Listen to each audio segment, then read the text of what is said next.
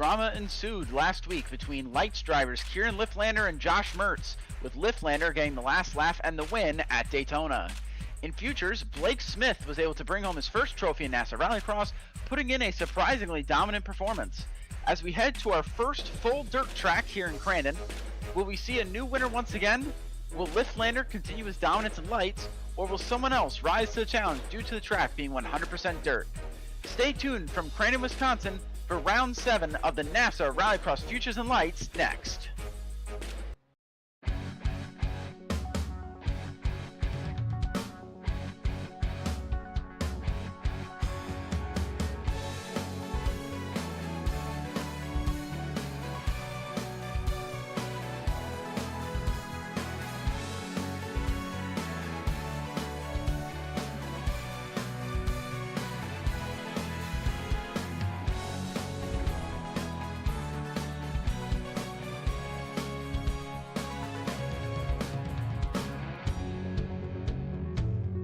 Our venue for this evening is the virtual Crandon International Raceway. Opened in 1970, North American Simulated Auto Racing started visiting the circuit in 2020B, but this is only the second visit to the full layout. At 1.75 miles in length with 8 turns, every single visit to this bullring has proven to be exciting. And just like we mentioned in the opener, this is a catalyst for surprise winners. Just ask Adam Thomas and John Dipple, whose sole victories in the championship came here. In NASA Rallycross, our format is as follows. We are finishing open practice now, which leads us into a 3-lap single-car qualifying that splits the field equally into 5-lap heat races, with the Joker lap taken once. The top 2 will transfer to the feature automatically, with the winner getting 3 bonus points and the runner-up getting 2. The rest of our drivers will be sent to the semi-final, also 5 laps with 1 Joker lap. The top 2 transfer to the feature, and the winners will receive a bonus point. This sets our grid for our 10-lap feature race, where the points are awarded and trophies are handed out. Unique to NASA Rallycross, 2 Jokers are taken during the feature. The first season of NASA Rallycross Futures continues tonight, live on the Automotive Sports Network. With Victor Vallee in the production truck, and also next to me in the commentary box, my name is Ethan Halsey, as we welcome you to Crandon, Wisconsin. Cameras all season on ASN are brought to you by Whiplash SimCams. Be sure to check them out at facebook.com/WSimCams. Thank you, Andrew Cardinal IV, for your camera support.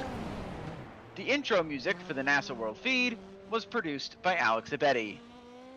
If you like what you see here on the Automotive Sports Network, be sure to like and subscribe so you don't miss any of our content or short-form content, courtesy of Jess Rakowski, and be sure to hit the bell to be sure when to be notified of all of our future live streams. We are live every Sunday, Monday, Thursday, and Saturday.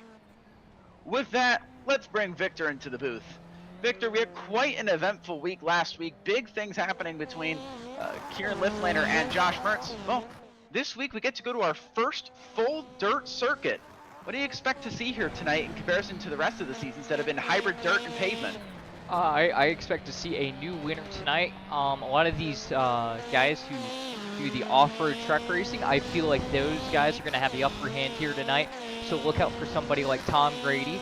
I believe he's going to be one of the guys to watch tonight, as he has experience around this track, especially this layout, as this is the longer layout, and we've only been here twice in the time that NASA's been on iRacing. So be interesting to see who can adapt to this dirt, but I think it's going to be the Derby truck guys for sure.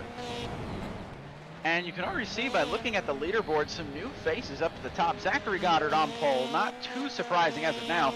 Eric Kaplinger, Matty Grove up there in the 3rd spot, the 472. We quip normally every race. He never usually is the best qualifier, but always knows how to make it happen during the races. Always seems to pick up positions, never seems to lose any. And certainly a good qualifying effort could only mean wonders for that 472 with how good his racecraft is.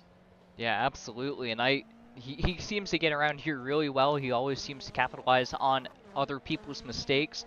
And there's been a lot of mistakes around this track from what I've seen in practice. So it's going to be all about keeping it clean and keeping it on the track. So we see Tom Grady go to the top with a 17.057, 4/10 faster than Eric Kaplinger, his teammate in second, who we are watching on right now. That is a fantastic lap right there from the 117. You were just talking about Tom Grady, one of those trophy truck drivers. As you know, trophy trucks, that is a series that almost runs solely on dirt, and this is one of those tracks that usually they run, but definitely going to give them an advantage because they're going to know how to handle the dirt. You know, there are some guys in this series that do a great job on the paved portion of these tracks, but going full dirt, you have a lot more jumps, you have a lot more dirt turns, well, you have a lot more of just about everything, and really I feel like the important thing tonight is going to be car control. Yeah, and the most important thing to note here is these tracks are not meant for these cars. The jumps are a lot bigger, and these cars don't have near the suspension that the trophy trucks do have. So as we see Eric Kaplan come over this jump, that is one of the biggest jumps you'll see all season long right there. And when you have a big jump, it's likely going to lead to big carnage. Going side by side through that jump definitely is going to be something complicated. Really side by side on this track in general is usually pretty tricky with how uneven the surface is. Just the slightest bit of air time getting into the car next to you could spell disaster in a heartbeat. Yeah, it certainly can, and with those jumps, as you said, it's going to lead to some carnage. Once you're in the air like that, it's impossible to control your car. We've seen that for years, even going back to the Pioneer days when we ran on NASCAR Racing 2003. It was always a problem with the jumps there and being unable to control the car over those jumps. So trying to get it pointed the right way is going to be absolutely crucial here tonight. Absolutely. Looks like everyone has clocked in a time now.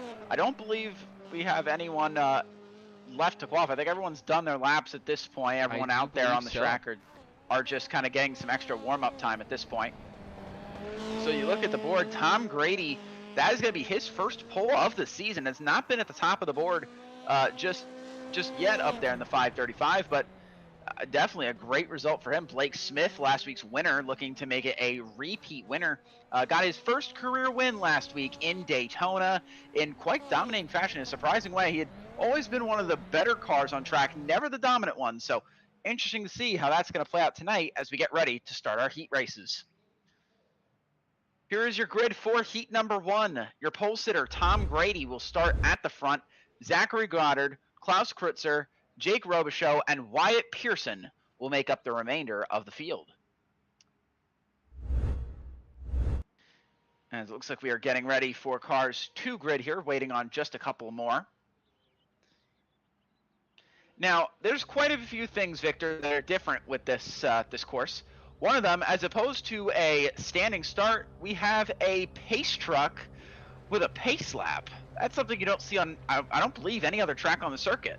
Yeah, it's a rolling start, and this is actually the ability of the league admins here to do this, because they definitely could simply just use the land rush start, but they decided to do this because it's a little bit more fair to the guys who qualify up front, and that land rush start always causes chaos, so it's going to lead to a little less chaos on a track that's going to be full of it, and we've seen chaos all year, so I don't expect this race to be any different.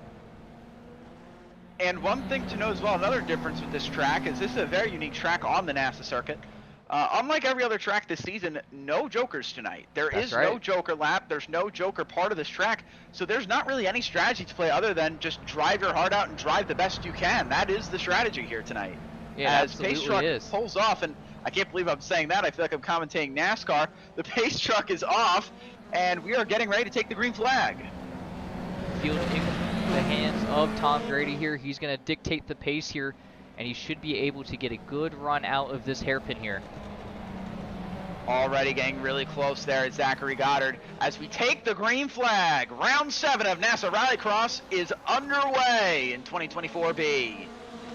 Grady with a great start there, as you said, Victor, that rolling start giving him the advantage there, being able to control the restart. I feel like I'm commentating a NASCAR race in that sense as opposed to NASA Rallycross. We got Goddard on the inside line. They're stacking up that entire inside row. Jake Robichaux was able to take advantage of that and go around the outside of Klaus Krutzer there, as they're going to be side by side into the big hairpin here. Robichaux took a very interesting line there, nearly hit the hill. I guess you could call it the Robichaux line, as we've called nearly every weird line that he takes every single race, as everyone over the jumps nice and clean, nice and smooth. And yeah, you can definitely tell, Victor, by how big this track is, how wide this track is. Rallycross was not exactly this track's first intention. No, absolutely not. Up in the northeast, all the way out in the nowhere land of Wisconsin. Everything else is on the east side. This is all the way on the west side, excuse me. So there's nothing out here except for this track and a lot of rolling hills and a lot of forest areas you see in the background. The great little venue they have here, unique to NASA Rallycross, of course, as opposed to a lot of the hybrid tracks that we run with the standing starts. We have a nice dirt track with a rolling start. It really mixes up the venue, and hence why that seems like it's going to open up the door for new winners and for new contenders to emerge up in front. As you can see, Tom Grady with a humongous gap growing over Zachary Goddard, and as Jake Robichaux chases after him for that transfer spot. Yeah, Robichaux under fire from Kreutzer, and Goddard's under fire from Robichaux here, so it's going to be interesting to see if Robichaux can keep the heat on the back of that 29 JC Simsport car, or if he's going to fall off the back here. It looks like he's kind of starting to fall back here a little bit, but getting over to this part of the track, it seems like Jake's a little bit more confident over here compared to everybody else getting through these corners. Ooh, Goddard a little sideways off of one of the jumps there. Looked pretty sketchy, but he corrected it. Same thing with Robichaux, who's now under pressure from Klaus Kreutzer in the 77. Had a bad looking bounce. to possibly make a move on the 69. Yeah, bad bounce over that jump for Robichaux there, and that cost him a good 2-3 car lengths to Goddard, and now Kreutzer right there trying to take advantage. Usually each track will have at least one jump on it. This track has several. If you're not good at jumps, it is going to be quite a long night for you, that's for sure. You definitely have to learn how to get the car off the jump cleanly to be able to carry the most momentum possible. Yeah, absolutely. As we see Goddard kind of starting to drive off here a little bit from Robichaux. And Kreutzer and Robichaux set near identical laps that time. A 5.45 to a 5.42 for Kreutzer, but Kreutzer finding a little bit more pace here now. Kreutzer picking up some pace in that 77, trying to close in on the 69. Here's his chance in the hairpin. Robichaux goes wide, he over-rotates. And over-rotates, nearly goes around there. And that hairpin is very prone to doing that, very sharp corner, but also gives you a lot of runoff. So if you make a mistake in that corner, it greatly goes exponentially as you get higher up into that turn. Yeah, it kind of flattens out. It kind of has banking, and then it flattens out at the top of that, and that's where Robichaux hit, and it's just high side of the car basically, and caused the car to over-rotate there, and Kreutzer was able to get by.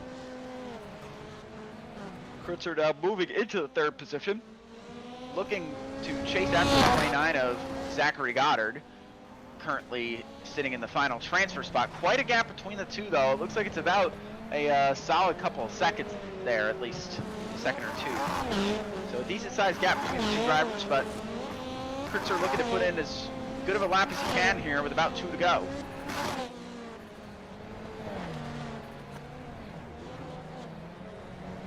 Yeah, last lap, Kreutzer was a tenth faster than Goddard. Goddard starting to lose a little bit of pace here, but I think he's kind of just trying to set into a rhythm here. He knows he's probably not going to catch Tom Grady, but wants to try some things, maybe a little bit, figure some things out here, and get into a rhythm here and learn this track. I believe this is probably the first time that we've seen Goddard on one of these tracks since he is a newcomer to the series. It's probably the first time he's ever had to run a rallycross car on a off-road dirt track like this. Expected to be a lot of first drivers' experience with this track. This track hasn't been run since 2020, so a lot of drivers in NASA Rallycross have come in since then, so a lot of them making their first start here on this track. And we see as Zachary Goddard looking a little clean there. Wyatt Pearson looks like got around Jake Robichaux there in the back. You'll notice something different there with Wyatt Pearson. He's running the JC Simsport colors now. A new member of JC Simsport. They've greatly kind of expanded their presence here in the Future Series after having no one here. They have a couple of cars in lights with Morissette, Hughes, and Mertz himself, but now adding 2 new drivers, 2 new development drivers, as you would call them, in Goddard and Pearson. And, well, they've looked pretty good over the past couple of weeks. Yeah, absolutely. Goddard picking up a win, and Pearson and making it to the just final. As I say that, Jake Robichaux and Wyatt Pearson make contact. The commentator's curse is coming to play. And we're going to go ahead and watch the replay here. Oh, just drove it in there and locked up, and that's all it took, unfortunately. But unfortunately, yeah. one of the downsides of the Robichaux line is that if there's someone in the Robichaux line, it usually doesn't end well. And in that instance, Robichaux down deep on the inside as he usually is, and well, Wyatt Pearson just happened to be there and nowhere for either of them really to go. Yeah, unfortunate there for those two, but it looks like they've gotten corralled, and I think Robichaux has let Pearson back through. So good sportsmanship there from the 69 car. As we get ready to come around the final corner here for Tom Grady. Rounds the final turn. He will take the Heat 1 win in commanding fashion. Zachary Goddard will also be transferring to the feature. Klaus Kurtzer, Wyatt Pearson, and Jake Robichaux are going to have to get in via the semifinal.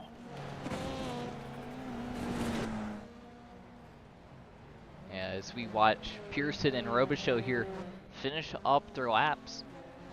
Do want to take a moment to mention next week we're going to a brand new track for the series in Navarra, and that's going to be a huge change there. That's going to be the first time on a full pavement track, I believe, since Lime Rock, or actually, excuse me, Charlotte, I believe a season or two ago. So from a full dirt to a full pavement, so kind of going completely two different disciplines there.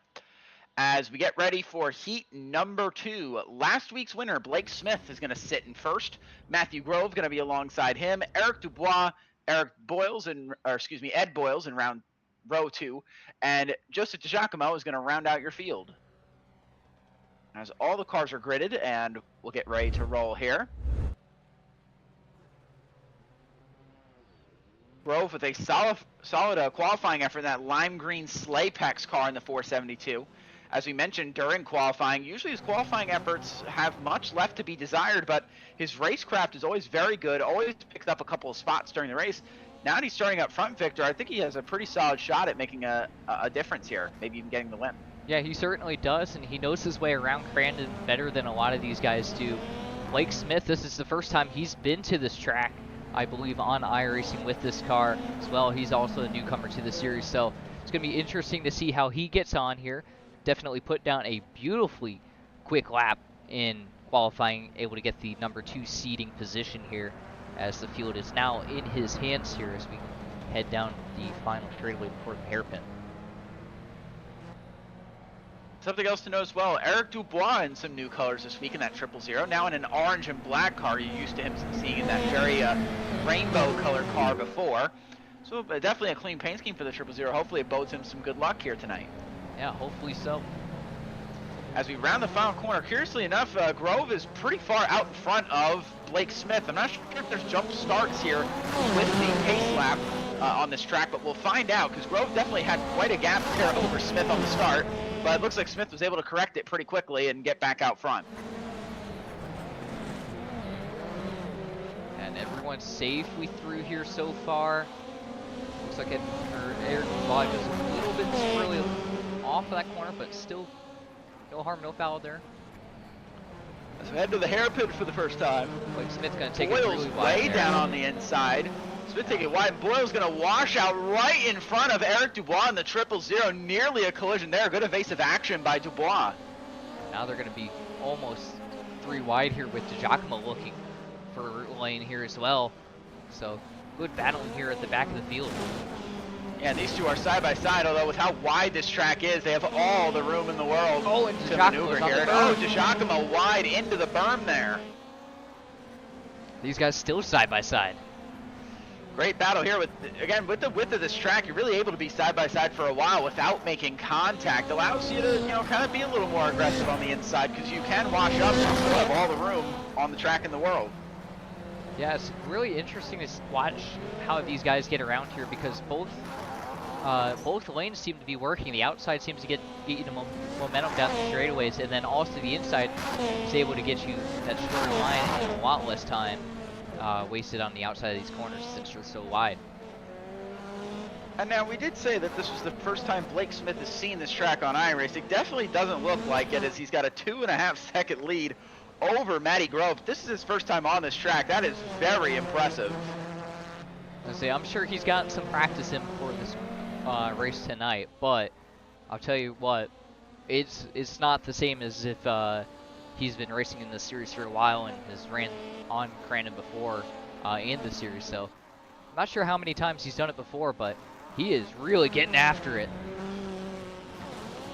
A very aggressive line he's taking there off the jump, almost sideways coming up the jump, but that means he can immediately pivot right into the turn that comes after it. So he's definitely been putting in the time on this track. You could definitely tell a solid performance so far from last week's winner. Yeah, putting in a really nice line there. Kind of diamonding corner off there a little bit, getting a late apex in it. It's really helping him down the straightaways here. Seems like he's really figured the line out here.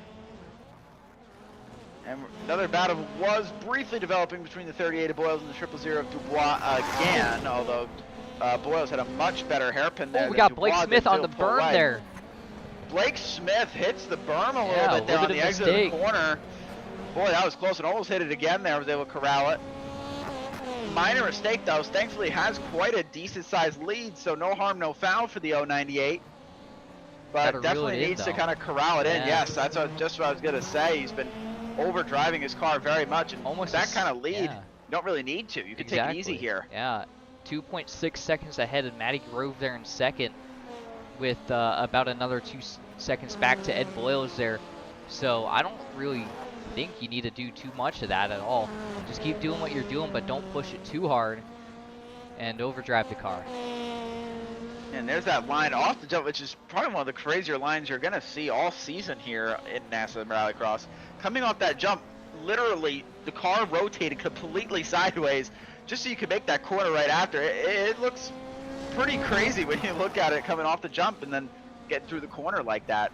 Yeah, it seems like a lot of the rally cars and the actual standard rally racing, they kind of end up doing that a little bit. Get a little bit of the side forces. We see him just tap into the wall a little bit there. No harm, no foul. Just getting a little bit, getting how he can get out there. Yeah, very good lead here for the 098. Definitely pulling away. Grove has a solid gap over the transfer spot as well. So, barring any mistakes, these should be the two here that will be moving on to your feature event. Boyles and Dubois is still a decently close battle. The closest battle on the track at the moment. Dubois has been chasing him down. He's going to slide it in deep there, and they'll make contact. And it looks like Eric definitely let off there, let Ed gather it back in. Good driving by both of those guys to not lose any more time there than they did.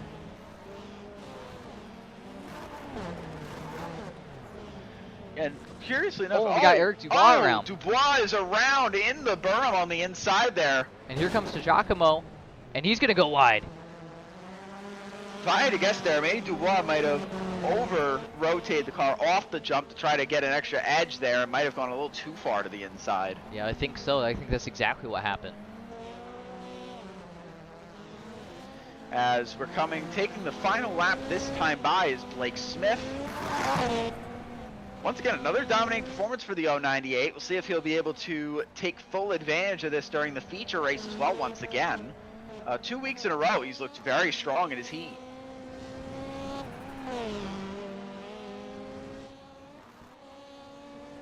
Over the jump and into the hairpin.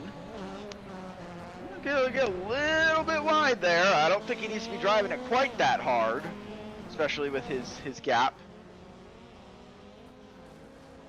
He was driving pretty okay. As I say, lost a tenth the last lap there because of a little bit of the contact he had to Matty Grove, but still a 2.5 second to 3 second gap there as it fluctuates through the final couple corners. Last week's winner looking to go back to back. It's going to be tough. Tom Grady definitely going to be one of those contending for the win. Man, he goes wide again there. Pretty close, but Grove thankfully a little too far back here for him to be able to get him as he rounds the final corner. Blake Smith in the 098 is going to take heat number 2 for the second week in a row. Matty Grove will transfer along to the feature as well. Ed Boyles, Eric Dubois, and Joseph DiGiacomo are going to have to qualify in the semifinal. And with that, as cars finish coming across the line here, we'll get your grid for heat number 3. Another move over at Speedy Time, Eric Kaplinger will top the chart here with JP DeFino, your points leader, Chris Lunan, Jeff Cartwright, and Joseph Pasucci rounding out your field.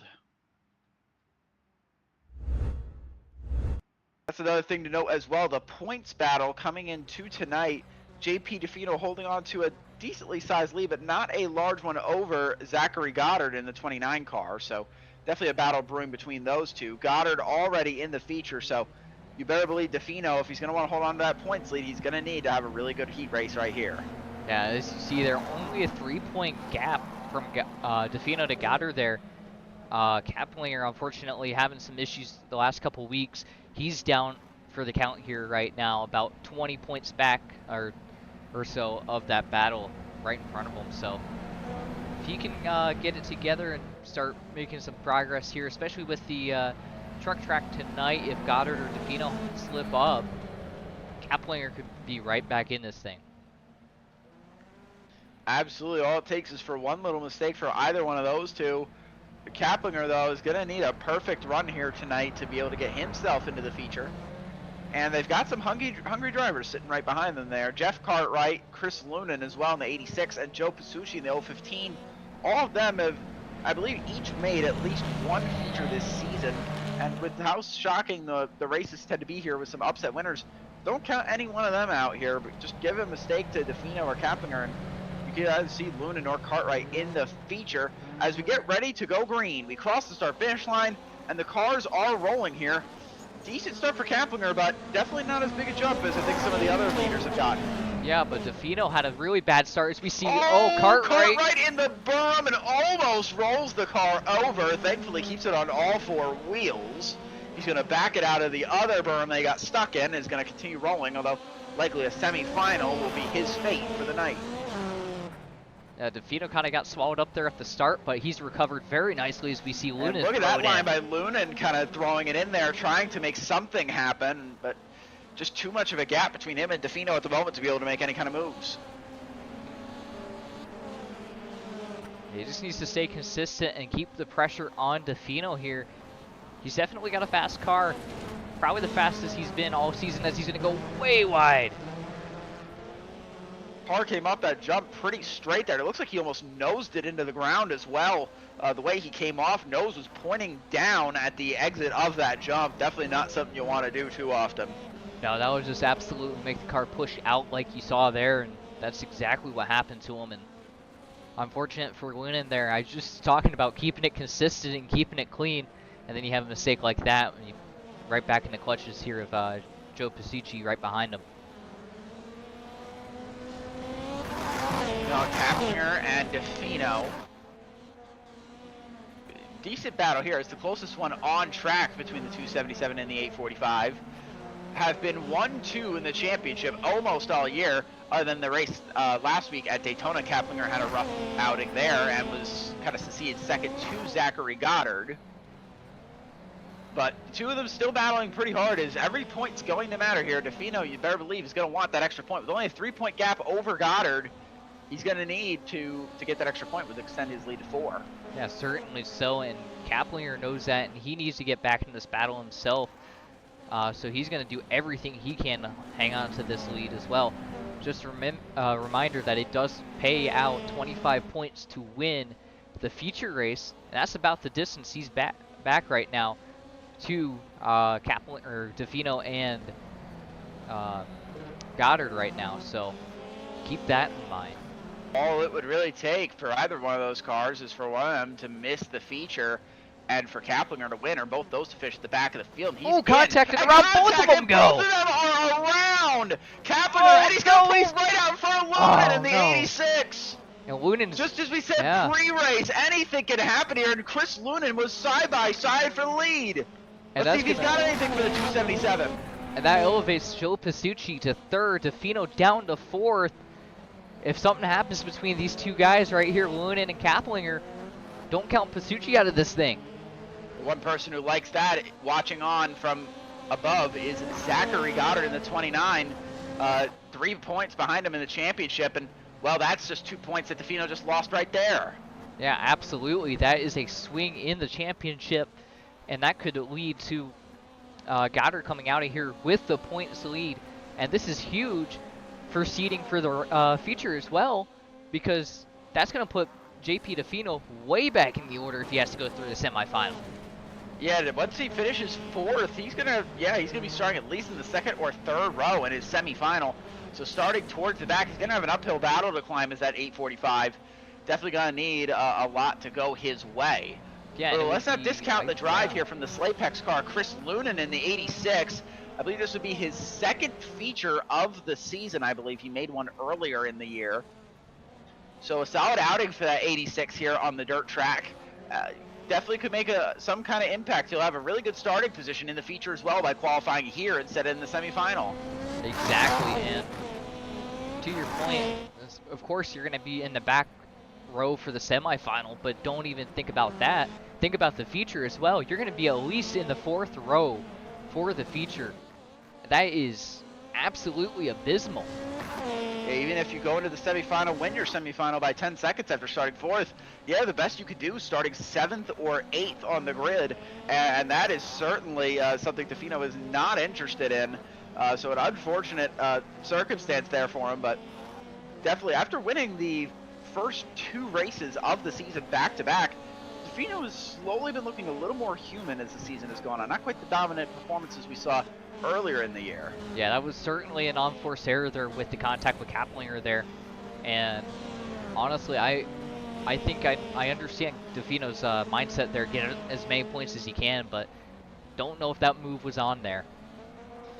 Yeah, at that point, you might as well keep your 2 points as opposed to going for 3, but then risking that happening. Now he's in position to get 0 unless he wins his semifinal. Now, he's not even guaranteed to be in the feature anymore. Now he might have to race his way in, and there's a chance that catastrophe strikes again, and he might even miss there. So definitely a risk-reward move. Reward was not high enough, in my opinion, to take the risk that he did there. No, absolutely not. And I do believe tonight is a 10-car final. I'm not exactly sure on that, as we see Pasucci get way out of shape and Defino take advantage of that.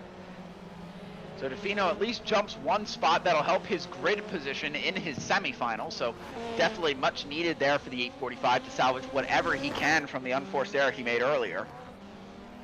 Oh, this is all going on. Kaplinger just cruising here.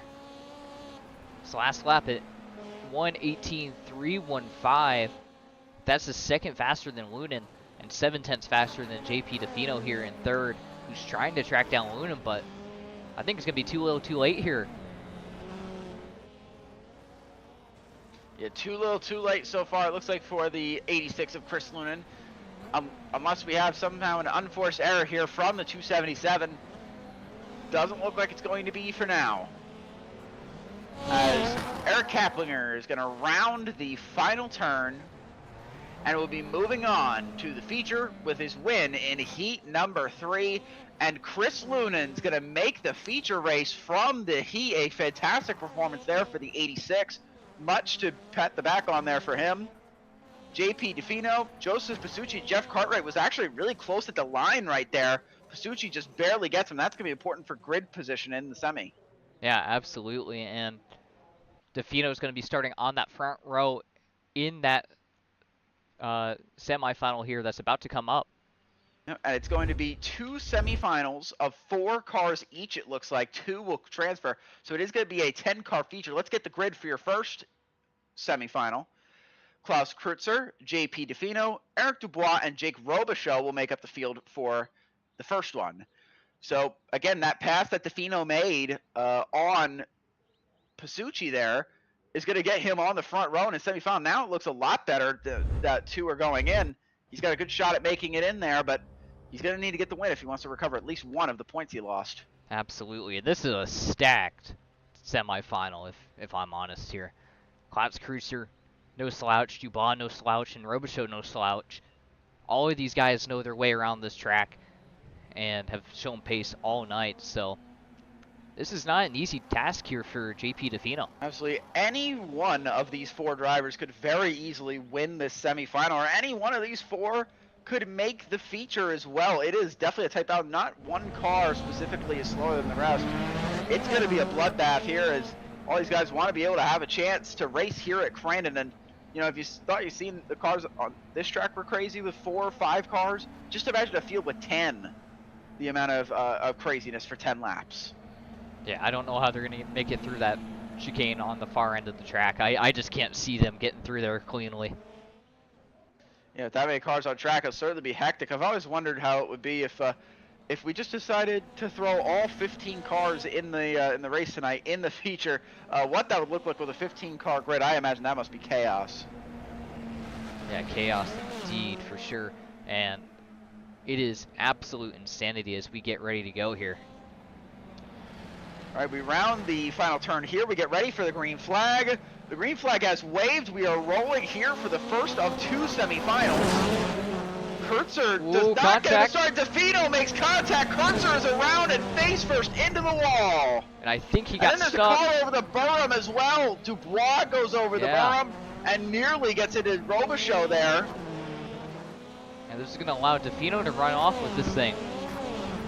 DeFino gets lucky so far there. It looks like he's got a solid lead here. Oh, look who's behind him. That 69 of Jake Robichaux.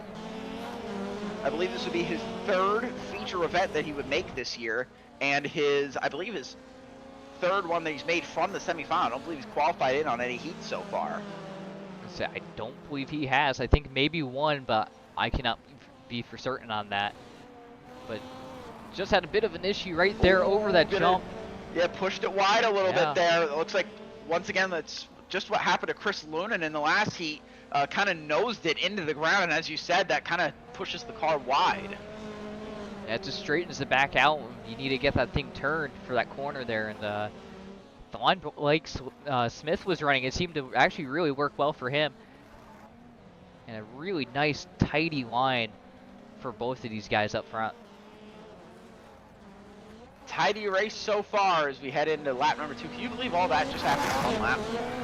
It doesn't even feel like a lap there. All the action we had there with Kurtzer going around. Again, a nice tidy line there for Robichaux. And he's closing in a little bit here. Yep. Only way he could gain in on DeFino there is by taking the Robichaux line all the way on the inside of the racetrack there. That's normally not the Robichaux line, but hey, it's working for him, and he's tracking down the 845 little by little here, getting a good run off that corner. Yeah, the Robichaux is chasing down that 845 of DeFino, slowly closing in. So we'll see if we're going to have a battle here by the end of this. There we go. That's more like it. Better corner there for Robichaux. And DeFino had a bad corner as well. He went wide, so Robichaux able to close in a little bit more now. DeFino was able to use a little bit of his runoff there to kind of help accelerate the car a little better. Kind of made it almost an even gain there. So a good run there for DeFino to correct the mistake he just made. Certainly did.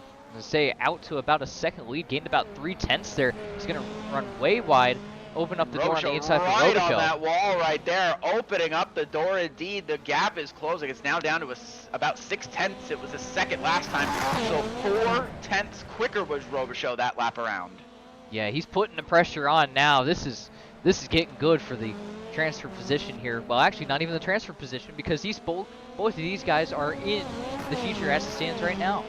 Now, what this means for DeFino is he's going to lose the bonus point if he loses the spot. For Robichaux, he just wants to make the feature. He's not really in championship contention currently. Just bragging rights at this point for him. Bragging rights, absolutely. Just wants to be able to bring home that trophy for the semifinal. Hey, looks a beat little the rough points off leader, that jump right there. Yeah, absolutely, and cost DeFino a spot there in the championship. And he's also racing for his team here with Slapex as well, because they're running for that Constructors Championship. So that's going to help Slapex as well, as it looks like Dubois had a bit of a moment there. I just heard As we've seen in seasons past, every single point will matter at the end of this season. Yeah, for both drivers and constructors.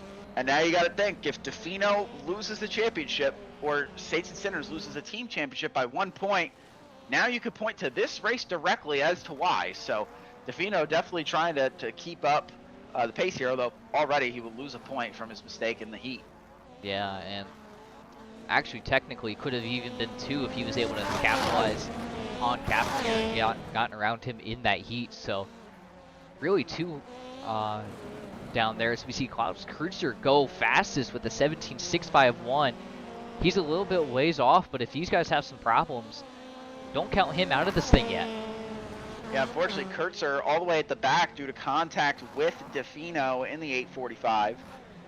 And if DeFino is able to bring this one home, this will be the first race of the evening where a car that was not the pole sitter of the event brings home the win. Every other heat that we've had so far, it has always been the pole sitter winning. So DeFino would be the first exception to that rule. Yeah, right you are on that, as it looks like he's going to get a really good run through that corner right there. Robichaux pushing really hard. So running a little bit wide there, but that might just seems to give him a little bit of a better run. Oh, Dubois hit the berm on the inside of the jump turn there and slams into the outside wall. Klaus Kreutzer just barely able to avoid the 000 as he backs it up down the wrong hill there. Yeah, I don't know exactly where he's going, but he's got to get it figured out there. He's all over the track right now. Just desperately trying to get it corralled back in. Unfortunately, it wasn't really close to Robichaux there, but yeah, it looks like just dove it a little too far to the inside and unfortunately dumped it into the berm. Yeah, and it looks like Robichaux must have made a mistake somewhere on that final corner there. Lost about 2 seconds on that lap alone.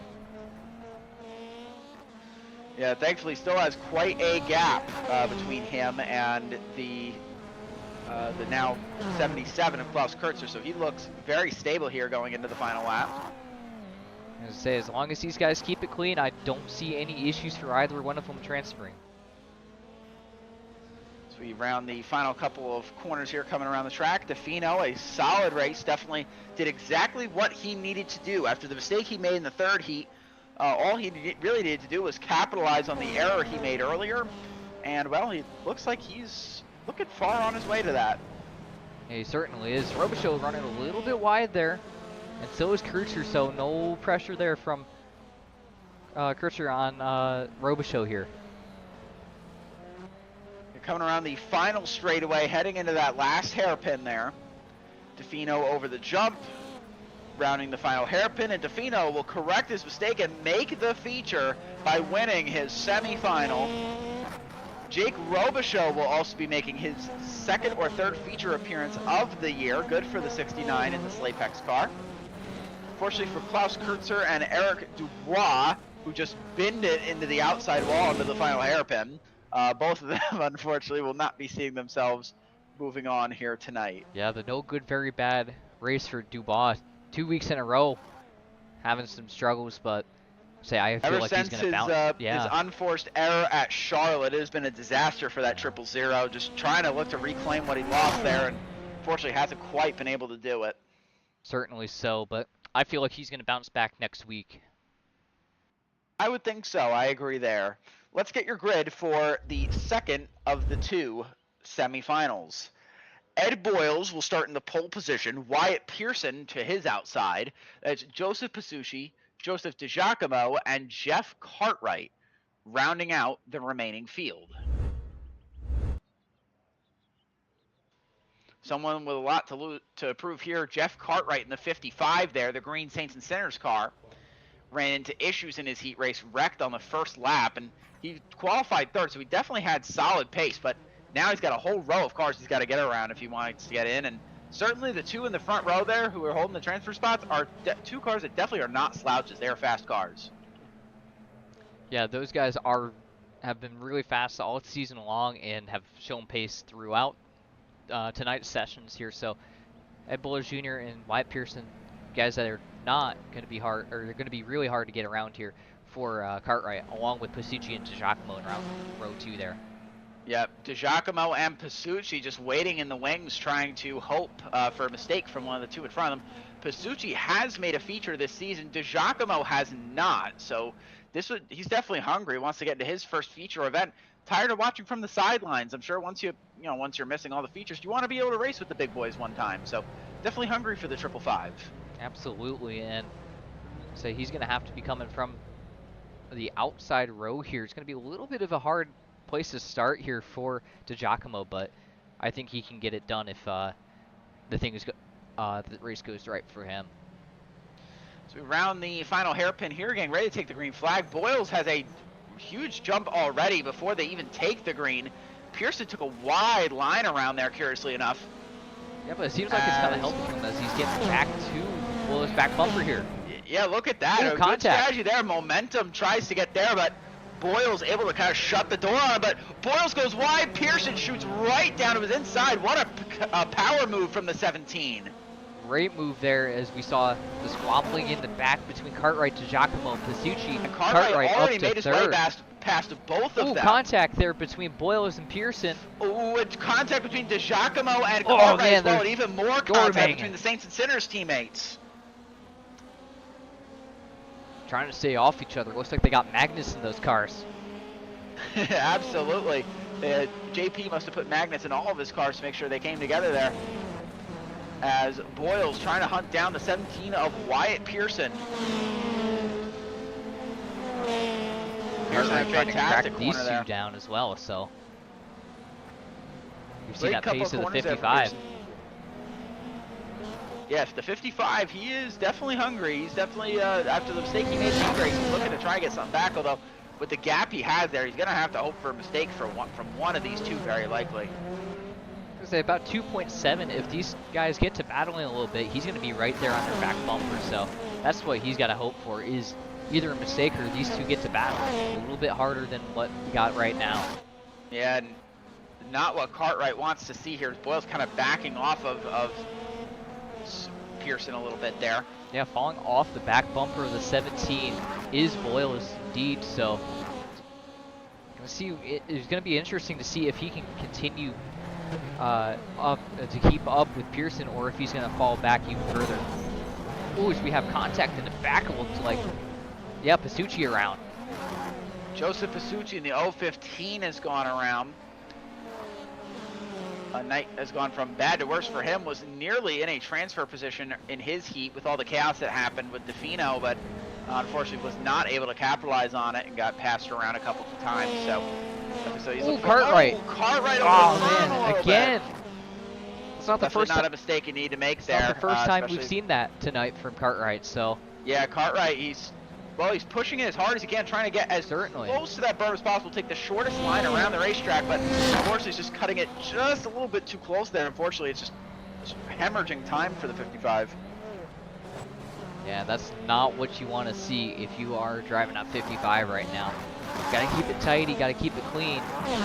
As we see Wyatt Pearson set the fastest lap time there at 1:19.292. He has gained a little bit of time to the 38. He's lost time to Pearson though, but I believe the 38's kind of been backing off of Wyatt Pearson, the 17, and it's allowing Cartwright to kind of start making some moves and start to gain a little bit of time here. Oh, as we see Joseph DiGiacomo in the 555 around in the back. And he's gonna wait for Pasucci to go by, and then he's gonna get that car right. And it's exactly what I figured. Got in. It looks like he over-rotated the car, got into the berm, and went right around, unfortunately. Yeah, shame there for Giacomo. And look at the gap is closing between the 38 of Boyles and the 55 of Cartwright. Yeah, this thing ain't over for Cartwright by any means. He keeps it clean, and Boyles has a bad bounce here or something. Oh, as he does. That's exactly what just happened. And he's in the wall. He's in the wall a little bit there. The door is opening up for Cartwright. 2 laps Cartwright has to get it done on Ed Boyles to get himself into the feature event tonight. Yeah, just a little bit over 2 laps here as we come into 2 to go. Cartwright driving the wheels off of that thing, trying to get up to the back bumper of Boyles. Good line there for the 55 coming off the jump. He's going to rotate the car pretty well as we're going to come to 2 laps to go. Ooh, got into the inside wall a little bit there to the Just 55. tapped it a little bit. Kind of forced him to get a little wide there. But you figure now Boyles kind of sliding back a little bit. Cartwright is seeing red. He's got him in his laser vision now, and he's trying to see if he can corral him in. Yeah, he's got plenty of time here with the pace he's got. He was about a second here's a corner faster. he can make or break right here in this hairpin if he has a good turn. And it looks like he does as Boyles washes a little bit wide there, but he's going to get a powerful drive off the exit over the straightaway. Yeah, he certainly did get a great run over the onto the back straightaway there, as we see Boyles kind of starting to extend it a little bit here by about 1/10 of a second now, but not over yet. Boyles, another bad bounce, but so did Cartwright that time. An even worse one as he's in the berm on the outside there. Yeah, these guys are pushing for all it's worth right now, driving the wheels off of these things. Cartwright can see the feature berth in his hands right in front of him. It's right on that rear bumper of that 38 Beetle right there of Ed Boyles. So definitely going to be something Cartwright's looking to do. He's got one more lap to get it done. As they would say in NASCAR, they're driving terrible right now, but I think they're actually driving good. So, come to the final lap here. The person who loves seeing this, by the way, is Wyatt Pearson, who is checked out at this point. He's got a very sizable gap. The newest GT Cartwright driver. over rotates and over he goes. Oh, Cartwright up and over, off of all four wheels. And boy, a heroic drive that was brewing there for the 55s comes to an unfortunate early conclusion. Yeah, that's a shame for Cartwright there. And you can get a replay on what happened there. Saw that live on the broadcast, shame. but we'll go ahead and go back and take a look kind of break one more it down time. for everyone there. Just kind like of he hit the berm a little bit and over-rotated. That's it. And unfortunate for the 55. And the worst part of it all is he just kind of got stuck on the side there. Just the luck of the bounce there for him. Couldn't even continue driving, unfortunately. Just kind of got stuck there. He'll be scored, I believe, in the 4th position. His teammate Joseph DiGiacomo was already also off the track, so not coming last just quite, but definitely not the result he was hoping for. Absolutely. As we round the final hairpin, Wyatt Pearson is going to take the semi-final win and transfer onto the feature. Ed Boyles is going to move on as well. And with that, unfortunately, for Joseph Pasucci, Jeff Cartwright, and Joseph DiGiacomo, their nights are done.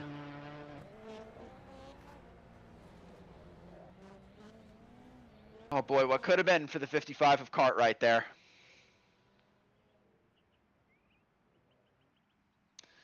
All right, with that, our drivers are going to head into their warm-up. So when they warm up, we'll warm up as well. We'll be right back here from Crandon, Wisconsin. You're so interesting. I love your browser history. I like that you're not hiding anything from me. By the way, nice IP address. I like your neighborhood. You are so special. This ad is just for you. I learned so many things from you. You are so generous. With your personal data. Switch on privacy, switch off trackers and viruses. Go to nordvpn.com. NordVPN. Safely be you.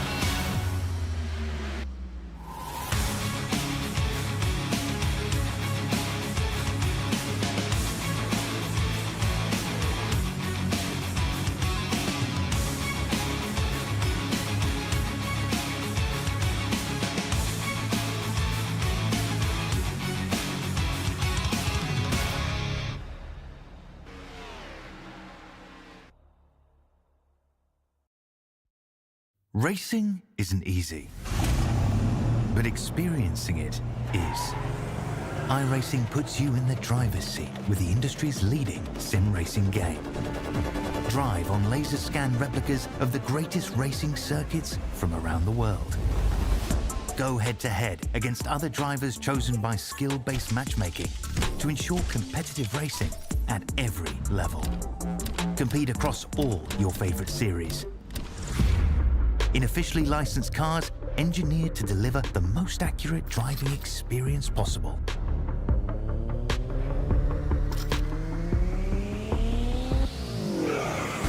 Join a race or host your own with players from across the globe. Race against the computer or in a league with friends. Feel the thrill behind the wheel. Visit iRacing.com.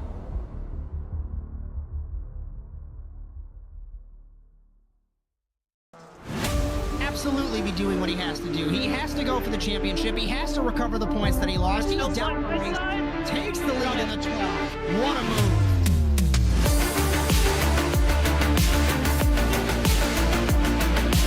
And he takes the lead and holds it. Side between these two and turn one. This is going to get spicy.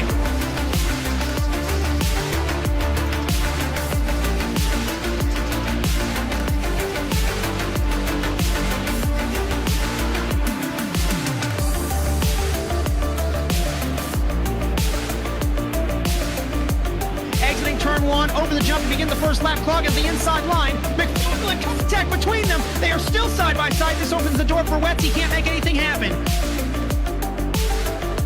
Over in the 26, he has not won in quite some time. Dragster acing the entry to turn one, up heading to the inside of Magnus, gives him a nudge.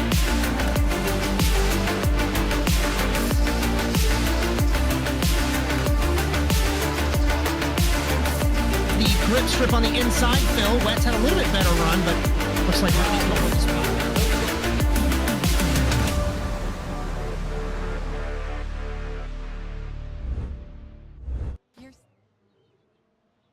Welcome back to NASA Rallycross Futures here in Crandon, Wisconsin at the Crandon International Speedway as we're getting ready for our feature event here tonight for the Futures. It's going to be 10 cars, 10 laps for all the glory. As it looks like warm-up is getting ready to conclude here, and we're going to be diving straight into our feature. So let's take a look at your grid for the feature event tonight. Tom Grady will start on pole with Blake Smith to his outside. Then behind him you have Eric Kaplinger, Zachary Goddard in row 2, Matty Grove and Chris Lunan in row 3, JP DeFino and Wyatt Pearson in row 4, and then rounding out your field, Jake Robichaux and Ed Boyles in row 5.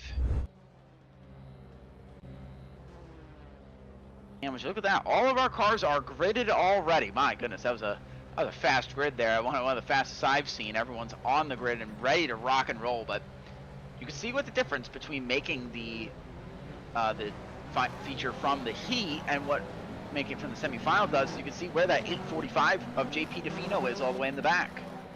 Yeah, he's going to have a long road ahead of him if he wants to make up points on Zachary Goddard here and Eric Kaplinger.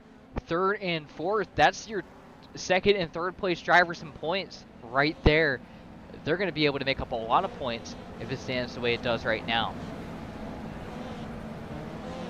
So they're rounding the next couple of corners here. 10 laps. It's going to be a slog here. No jokers, no strategy, anything like that.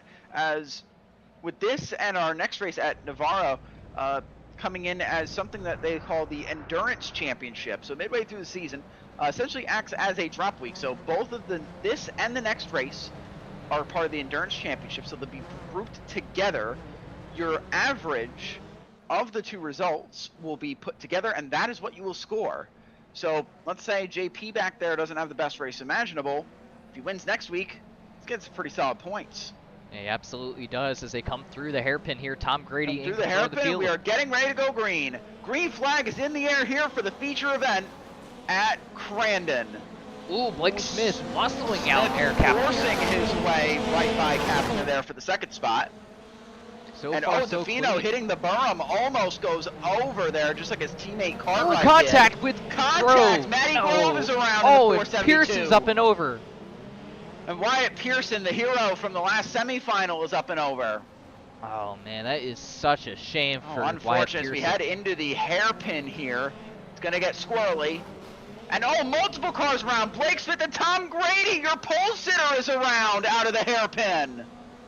And now we're side by side for the lead between Goddard and Kaplinger. And JP DeFino is loving this, up to 4th from 7th. So much for a long road ahead of him. And we're going to go ahead and see if we can get a quick replay on what happened here to Grady and Smith there. We're going to take a look, see if we can get that pulled up here for y'all. Now let's take a look. So here's the first lap here. See Grove go around behind them. Pearson goes up and over. And we'll see right here. Just came together. Yeah, just kind of washed it around.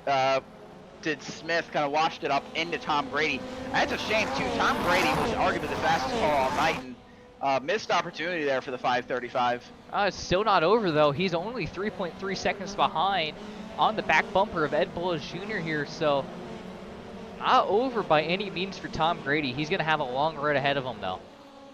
Yeah, now he's the one with the long road ahead. Yeah, how the tables turn here, or as they say on The Office, how the turntables.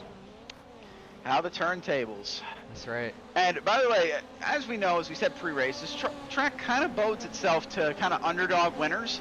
Well, how about underdog podium finishers? How about the 86 of Chris Lunan in what I believe is his first feature event of the year, first or second. I believe second. Currently running in a podium position. Doing what an impressive drive for the 86. Yeah.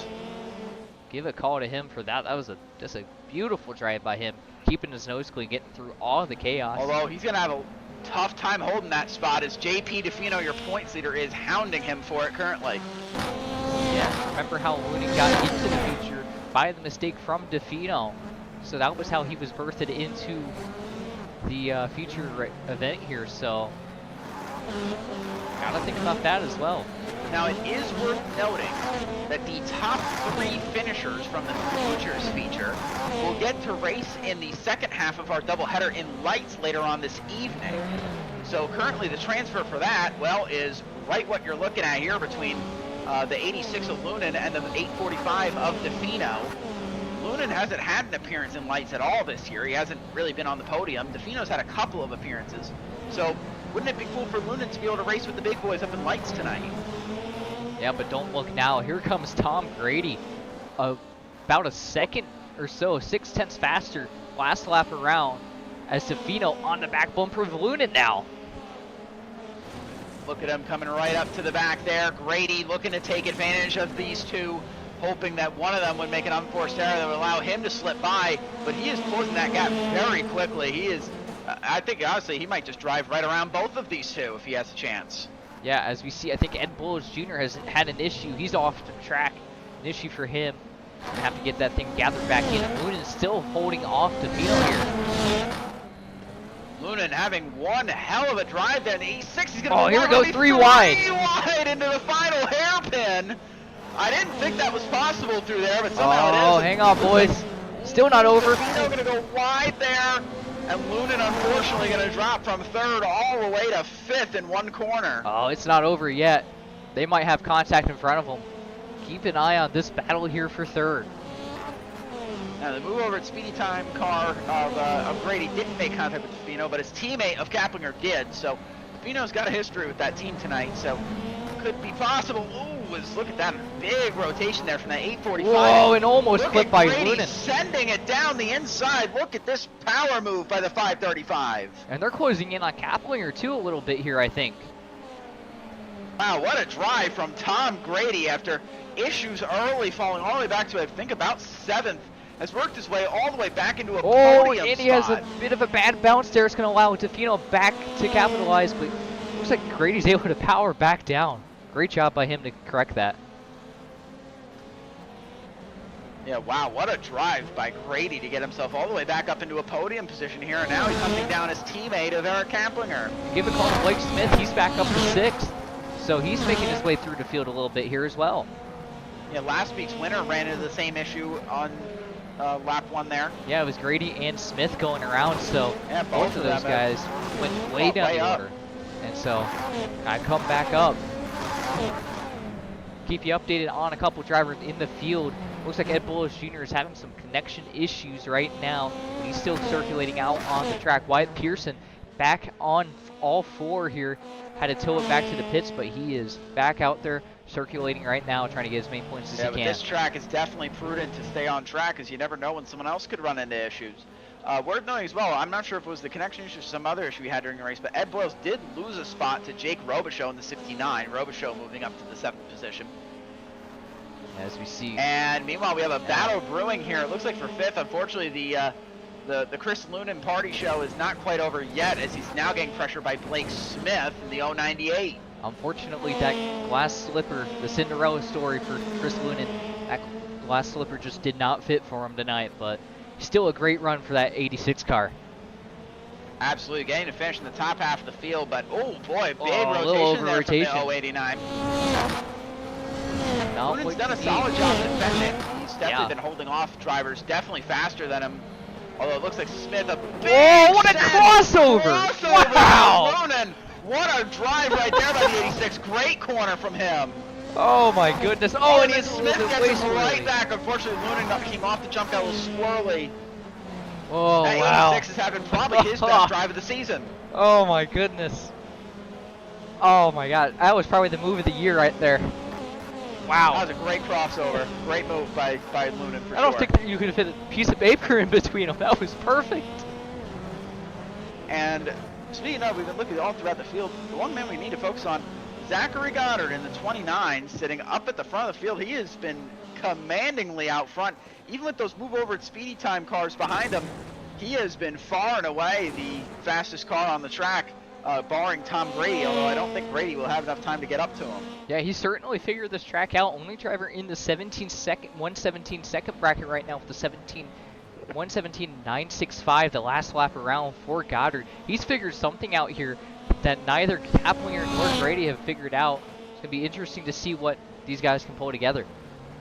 Now, something to note as well, if Goddard was to bring it home tonight, this would move him up to the all-time wins record in futures. Again, this is our first season, so you take that with a grain of salt. But currently, he is tied with JP DeFino at 2 wins in this series. So with a win here, this would move him up to 3. So there's a little bit of bragging rights you get to say. You're the winningest driver in a series in NASA Rallycross. Yeah, that's always a good thing to say, you know, and even if it is in futures or contenders or whatever it is. NASA series are not easy to win in, and I know that firsthand. It is not easy to win one of these things. Yeah, this really is the world class of Rallycross drivers and Rallycross series here in NASA, kind of filling the void that is left by iRacing itself, not really hosting any professional series, unlike a lot of other cars they offer on the server. So NASA's kind of filled that gap. It's kind of become the world championship for Rallycross in a way. Yeah, they're so kind definitely of the de facto, for sure, the de facto world championship here with world-class talents like Kieran Liflander and Evan McFarlane on the supercar side coming out to play with us.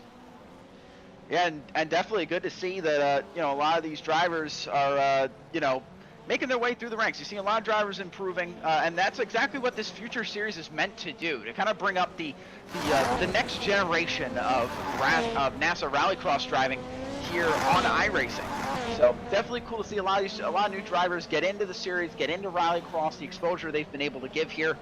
You know, it's always cool. It's cool to have a league that'll allow, you know, really anybody to come in and race, whether you're, you know, the best driver in the world like Kieran Liflander, or you're just starting out like Zachary Goddard or Blake Smith, who have definitely found their way in this series. Absolutely. And speaking of Blake Smith, he's closing in on your points leader right now. JP DeFino absolutely way down the order. It worked his way by Lunan, and now working on your points leader DeFino, who cannot lose any points. Now, where they run, Zachary Goddard should have the points lead right now, so this is not looking to be a good night here for DeFino. But do remember, this is the Endurance Championship, so this is the first race of that, and it'll be an average of the 2 races. So as long as DeFino corrects it next race, he might come out okay. Yeah, we're going to go ahead and take a look at the replay here. Ed Bullish Jr. had a bit of an issue here. Not sure where it happened. See what happened here to him. See, is that the 472 at Grove he's battling with, I believe. And not sure where it happened around. Might have just been connection issues, but he is way down the order now. on pit road. So not sure what happened to him here. I say no session events to speak of here, saying that he did crash or anything. So it might have just been a connection issue for Red Bull Jr. Yeah, unfortunate there for the 38. Had a solid run. Speaking of drivers in that 17-second bracket, 117-second bracket, as I said earlier, Tom Grady found his way into it last lap around with it 117.838. Don't know if he's going to have enough time to track down Kaplinger here for second, but it's going to be very close for sure. Yeah, and I can indeed confirm after looking back, it was a connection issue. It looks like he was just on the track and then kind of respawned back into pit road. No incident to speak of there for the 38 of Wales. Yeah, so it might really have been a blinking issue that he opted to just pull off the racetrack there and, you know, and correct his issue before getting back out on and ruining anyone else's I believe race. that you're actually, we have Ed Blows and Wyatt Pearson both on the track here, one lap down, so well, they're pretty far apart, unfortunately, so I don't think we'll see a battle for 9th brewing anytime soon. But we will see a battle here for 7th and 8th, perhaps, taking place. And again, we have the battle for 4th still going on here as we see Zachary Goddard taking the white flag. Zachary Goddard, a fantastic drive here tonight, capitalizing on issues from the leaders on lap 1. Was able to pull away from Eric Kaplinger, an experienced driver on this racetrack. Another one of those truck drivers just move over. Speedy time cars are always fast here. Definitely a statement there, and that'll be another win here for JC Simsport as they add to their history as well. We've seen a resurgence of that team in the last year or so. Josh Mertz kind of giving the reins over to a couple different people with that team. I believe Jess Rakowski does a lot of the managing for that now, and she's done a wonderful job in rebuilding the JC Simsport brand. Yeah, bringing in some fantastic talents to that organization now. Definitely two future stars in the making, and Zachary Goddard, who definitely looks like he will be a force to be reckoned with in the coming years here in NASA Rallycross, and Wyatt Pearson, who definitely looks like he's got a lot of potential as well. As Zachary Goddard will go over the final jump and around the final hairpin. There's a new all-time wins leader in NASA Rallycross Futures, and it's Zachary Goddard in the 29, his 3rd win this season. Eric Kaplinger and Tom Grady will round out your podium in a solid effort for Grady. What a drive he had after his issue he had on lap 1. And Defina's going to hold on for 4th, and we got a battle for 7th brewing right here. Robichaux and Grove going at it, the two Apex cars. And Grove gets by Robichaux. Oh, but he's way off. The grass, off the track. This thing's not over. These two guys are going for it. Line. Oh, it's going to be tight. Robichaux gets him at the line, I think. Yeah, it looks like Grove had a bit of an issue. And Jake able to capitalize on that.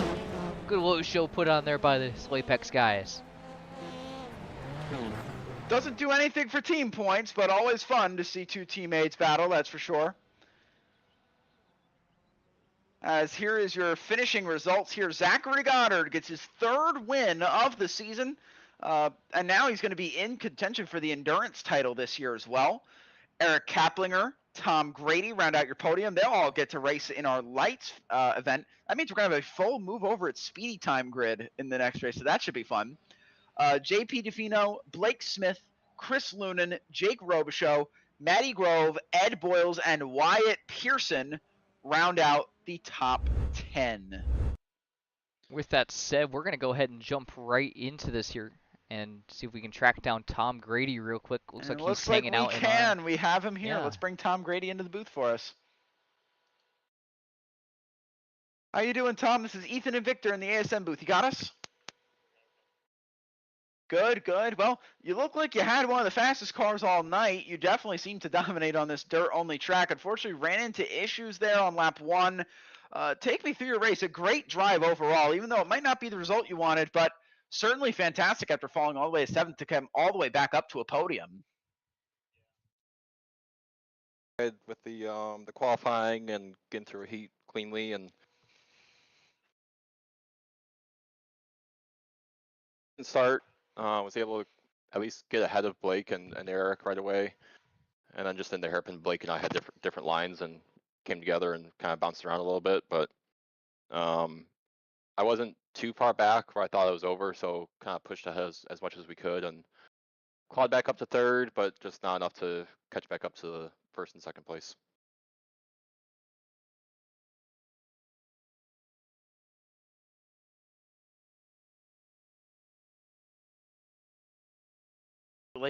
Just kind of explain to everyone at home, how your experience with trophy trucks is able to translate over here to Rallycross on this track. Yeah. I mean, I was in the iRacing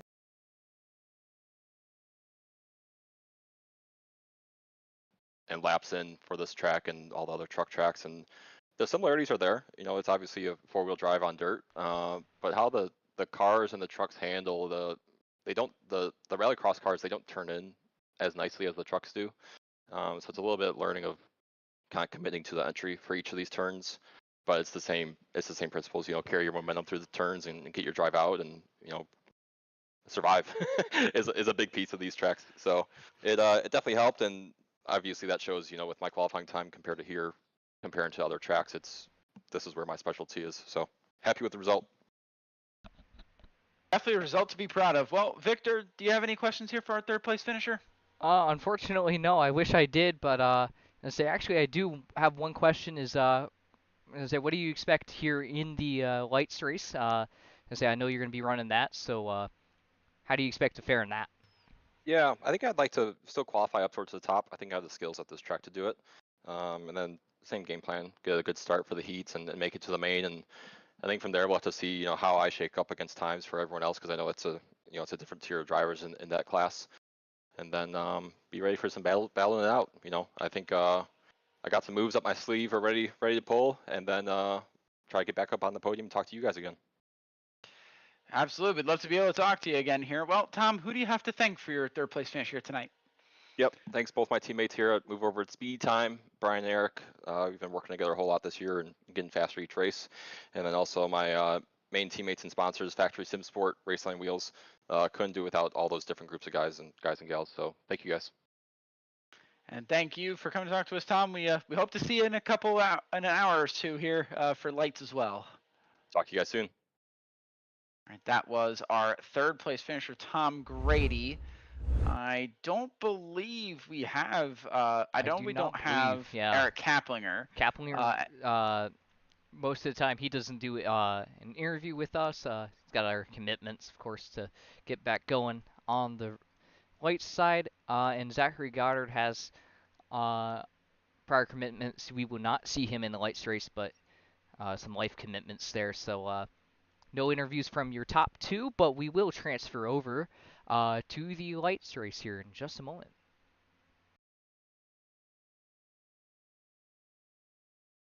Yeah, and with that, we don't have the interviews for you tonight, so we'll head on out over to our lights race.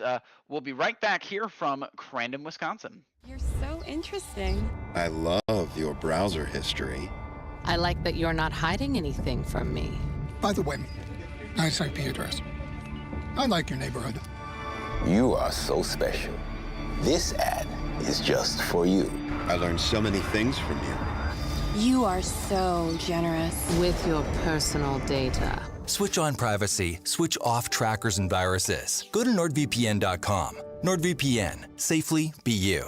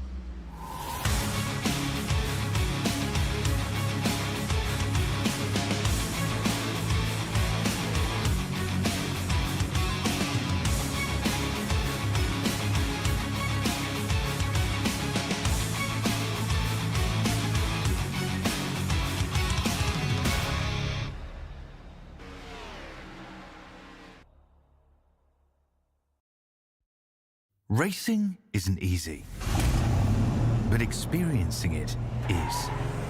iRacing puts you in the driver's seat with the industry's leading sim racing game. Drive on laser scan replicas of the greatest racing circuits from around the world. Go head-to-head against other drivers chosen by skill-based matchmaking to ensure competitive racing at every level. Compete across all your favorite series. In officially licensed cars, engineered to deliver the most accurate driving experience possible.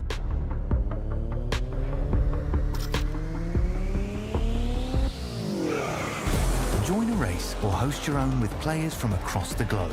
Race against the computer or in a league with friends. Feel the thrill behind the wheel. Visit iRacing.com. Welcome back to Crandon, Wisconsin for NASA Rallycross Lights in its 5th season here, as we're here at Crandon for our 7th week of the season. Drivers are currently in their practice session now, so we got a little bit of time before qualifying starts. So we'll kind of go over the format just in case you missed it from our previous event. NASA Rallycross Lights, our format is as follows. We're finishing our open practice currently, which is going to lead us into a 3-lap single car qualifying. I'll split the field equally into 5-lap heat races with the joker lap taken once. The top 2 will transfer the feature automatically, with the winner getting 3 bonus points and the runner-up getting 2. The rest of our drivers will be sent to the semifinal, also 5 laps with 1 joker lap. The top 2 will transfer the feature, and the winners will receive a bonus point. This will set our grid for our 10-lap feature race, where points are awarded and trophies are handed out. Unique to NASA Rallycross, 2 jokers are taken during the feature, although bear in mind, tonight is an exception to that. There are no jokers here on Crandon, so jokers will not be taken at all. As the 5th season of NASA Rallycross Lights rolls on tonight, live here on the Automotive Sports Network, with Victor Vallee in the production truck and also next to me in the commentary box, my name is Ethan Halsey, as we welcome you back here to Crandon, Wisconsin. Cameras all season on ASN are brought to you by Whiplash Simcams. Be sure to check them out at facebook.com/WSimcams. Thank you, Andrew Cardinal IV, for your continued camera support. The intro music for the NASA feed was produced by Alex Abetti. If you like what you see here on the Automotive Sports Network, be sure to like and subscribe to make sure you don't miss any of our live streams or our short-form content, courtesy of Jess Rakowski. And be sure to hit the bell as well to be notified of all of our future live streams. We are live every Sunday, Monday, Thursday, and Saturday. But that will pull up our programming notes, so that way you guys know what our schedule looks like for the rest of the week. NASA Rallycross Contenders Round 7 here at Crandon is tomorrow night. That'll be 9 p.m. Eastern. That'll be Justin Robichaux and Brian Sawyer in the booth for that one. The Torque Sports Car Series has been off to a fantastic start. It's 3rd round. We are back at Road Atlanta this Thursday evening at 8:30 Eastern. You'll have Josh Mertz and Victor Vallee in the booth for that one. NASA Rallycross Supercars, the crown jewel of iRacing, Rallycross Racing, Round 7 at Crandon. Don't miss that one. That's Saturday at 2 p.m. Eastern. You'll have Josh Mertz and Brian Sawyer in the booth. And lastly, me and Victor will be right back with you here. NASA Rallycross Futures and Lights, Round 8, our 2nd round at Navarra of the Endurance Championship. That'll be at 8 and 9 p.m. Eastern, respectively. As it looks like perfect timing, practice is coming to a conclusion now. We're going to get ready to go into qualifying here. And, well, here's your point standings as well. As you can see, Kieran Liflander already up into the 2nd position, passing Josh Mertz and almost caught up to Brian Sawyer. But do you expect to see something different here tonight, Josh, other than the Kieran Liflander show, being that this is a bit of a different track than we're used to going to? Oh, well, I know my name's not Josh, I'll tell you that much right now. Oh, Jesus. Well, I'm reading him on the standings, so that makes sense, Victor. But, honestly, I think Brian Sawyer and Tom Grady and Eric Kaplan are the move over Speedy Time guys there. I think they have a really good shot tonight to take the fight to Kieran Liflander. Last time we were talking to him in the post-race interview, and he said he's not exactly fully confident in his pace here around these tracks. He's not really used to running them. He has so many more hours on the actual purpose-built rallycross tracks that I don't think he's really gotten too much seat time around here. And I'm sure he's put in the hours this week, but it's going to be very, very tough for him to battle with guys who have a plethora of experience at their hands. And one thing to note in a pretty major announcement in the world of NASA Rallycross, definitely something that's going to change the complexion of NASA Rallycross as we know it. Josh Mertz, a seasoned veteran who has been racing in this series since 2012, announced he will be stepping away from full-time NASA competition at the end of this season, which that is big, Victor. I mean, I know you've raced with him in your past as well during your racing career. Take me through what it was like racing side by side with Josh, and how it feels to be seeing him stepping away from the racetrack. Yeah, I mean, honestly, he's one of the toughest racers you'll ever race. Drives the absolute wheels off of it, and he's a fair racer, but he won't give you an inch, and that's the way he drives, and I respect everything about that. And he's a hard-nosed racer, kind of like an old-school kind of racer like you would see back in the day with a lot of those guys back then. So, you know, definitely a throwback kind of guy, and really good to see him running one last season here. Kind of sad to see him step away, but I kind of already stepped away too. So back to the retirement home for Josh, and say I get to razz him a little bit more that he gets back into the retirement home with me. So yes, and he will still, of course, be a major part of NASA. Still will be a major part of ASN as well. So, you know, absolutely would be. You know, I haven't known him nearly as long as a lot of other people have. I'm relatively new into the community, but it's truly been great to see the impact that Josh has made in NASA Rallycross. It's going to be a shame to see him off the track for sure, but he will always be around in NASA, just maybe not physically on the racetrack. Yeah, of course, he's still going to have his role in the series. So just stepping away a little bit, wants to enjoy his weekends off a little bit more and his time off, and not have to be committed to something. Since he's rounding the final turn here, Victor, why don't we take the opportunity to go on board with Josh and take us through a lap here at Crandon. So you can come over that jump right there. That's about where the start-finish line is. You're going to get right up against that concrete wall on the left. Over that little jump there, that's because that's where the short course turns off. And now onto the long course. This big sweeping left-hander onto the back straightaway, the first of two back straightaways here. Got to get a good run off of that before you hit this massive jump, which really isn't really a jump, it's just a massive hill before you get to this hairpin. Pivotal hairpin, is he's gonna sling that thing in there. Again, get a good run off of this corner, get down this bumpy back straightaway. It is absolutely bumpy as you see him going left and right there almost, undulating through that part as he gets right up against that concrete wall. Over this jump, you gotta get that thing flicked right there. You see how he did that? That's exactly what you want to do.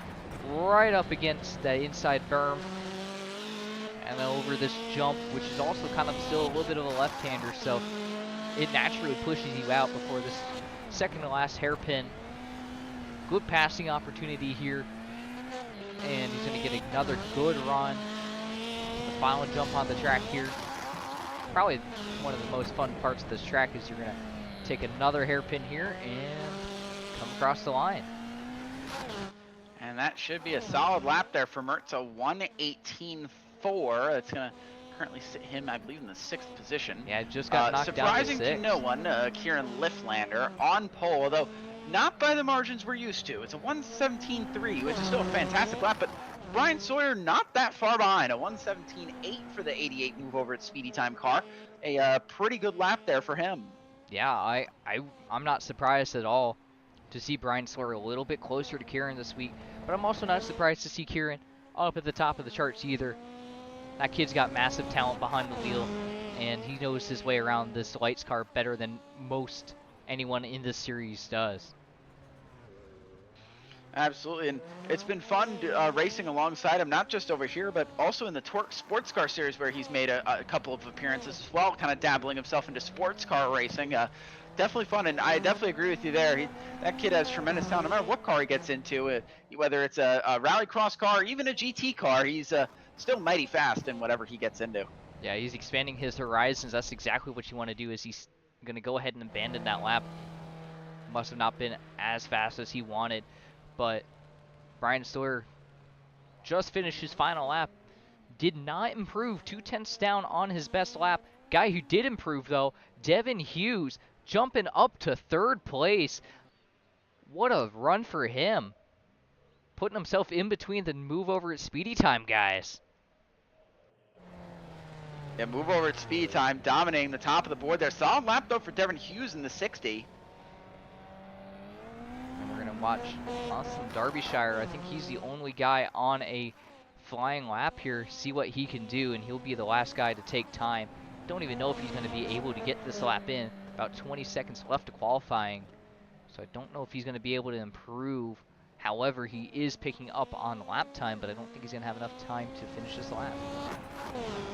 Yeah, qualifying coming here to an end, so he might not have enough here to get anything there. It's the 64 Austin Derbyshire, currently about a second off of Robbie Kirtley, just ahead of him. So definitely looking for a little bit more pace here, but yeah, and it looks like they are going to cut him off there. Not quite going to get a chance to finish his lap. All right, well, let's take a look at your grid for heat number 1. Kieran Liflander starts on pole where he's used to. Devin Hughes, Tom Grady, Dan Carrito, and Robbie Kirtley round out the remainder of your order.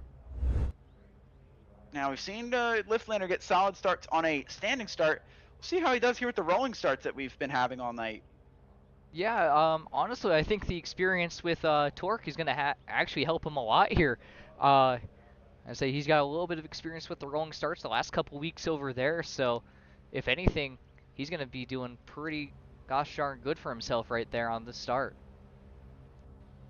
Yeah, getting a little help from the Torque Sports Car Series there and getting used to these starts, because it's a start that's not customary to NASA Rallycross. It's always the standing start, you know, every man for themselves. Now it's, you know, more of a customary start from what you're used to. So definitely something pretty cool there. Yeah, as absolutely. he's going to have a JC Simsport car, Devin Hughes, to his outside. Hughes making his return after missing last week. Definitely a lot to be desired this season for the 60 car. Just seemingly has run into a lot of unfortunate luck. As yep, it looks like Derbyshire might have been sleeping at the wheel there. It looks like he's catching up to the back of the field. Oh, it's Robbie Kirtley. Both are white and black cars there. Yep, with Kirtley, with numbers might have that been on his start phone with a at the 0, red light I do there. believe. So the 064 and then the 024, yeah, pretty close in number there. But anyway, getting back to what I was saying, yeah, but Devin Hughes, definitely a lot left to be desired. Had a lot of bad luck this season, not necessarily his doing, just kind of unfortunate. A main culprit of that bad luck, ironic enough, is actually starting right behind him, Dan Carrito. So we'll see if Hughes can pick something up tonight. We've been waiting for a new winner here, and Goddard definitely wasn't a new winner. So maybe it's Devin Hughes' night to pick up the banner for JC Simsport. And correction there, it is just 64 for Derbyshire. Thought he had a 0 in there somewhere, but he doesn't. Round the final turn here. We get ready to go green. Green flag is dropped on the race for lights here tonight.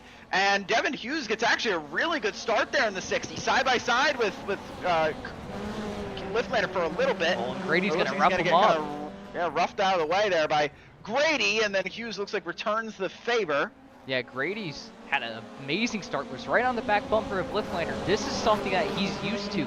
So he knew what to do right there. Get right up on the back bumper of Liflander. As we head into the first hairpin here. Oh, Liflander a little bit wide there. Contact here with Grady. Contact between Hughes and Grady there. Now they're side by side, and Grady all over the place. Little rough off the jump. Hughes back down to the outside. Oh, and almost contact. Almost shuts the door, does Devin Hughes. A close battle between these four as Liflander checks out. Oh, and Carrito almost into the back of Grady. Yeah, a lap really doesn't feel like a lap here. It's a long lap for NASA Rallycross, about a little over a minute. A lot of action here in one lap, that's for sure.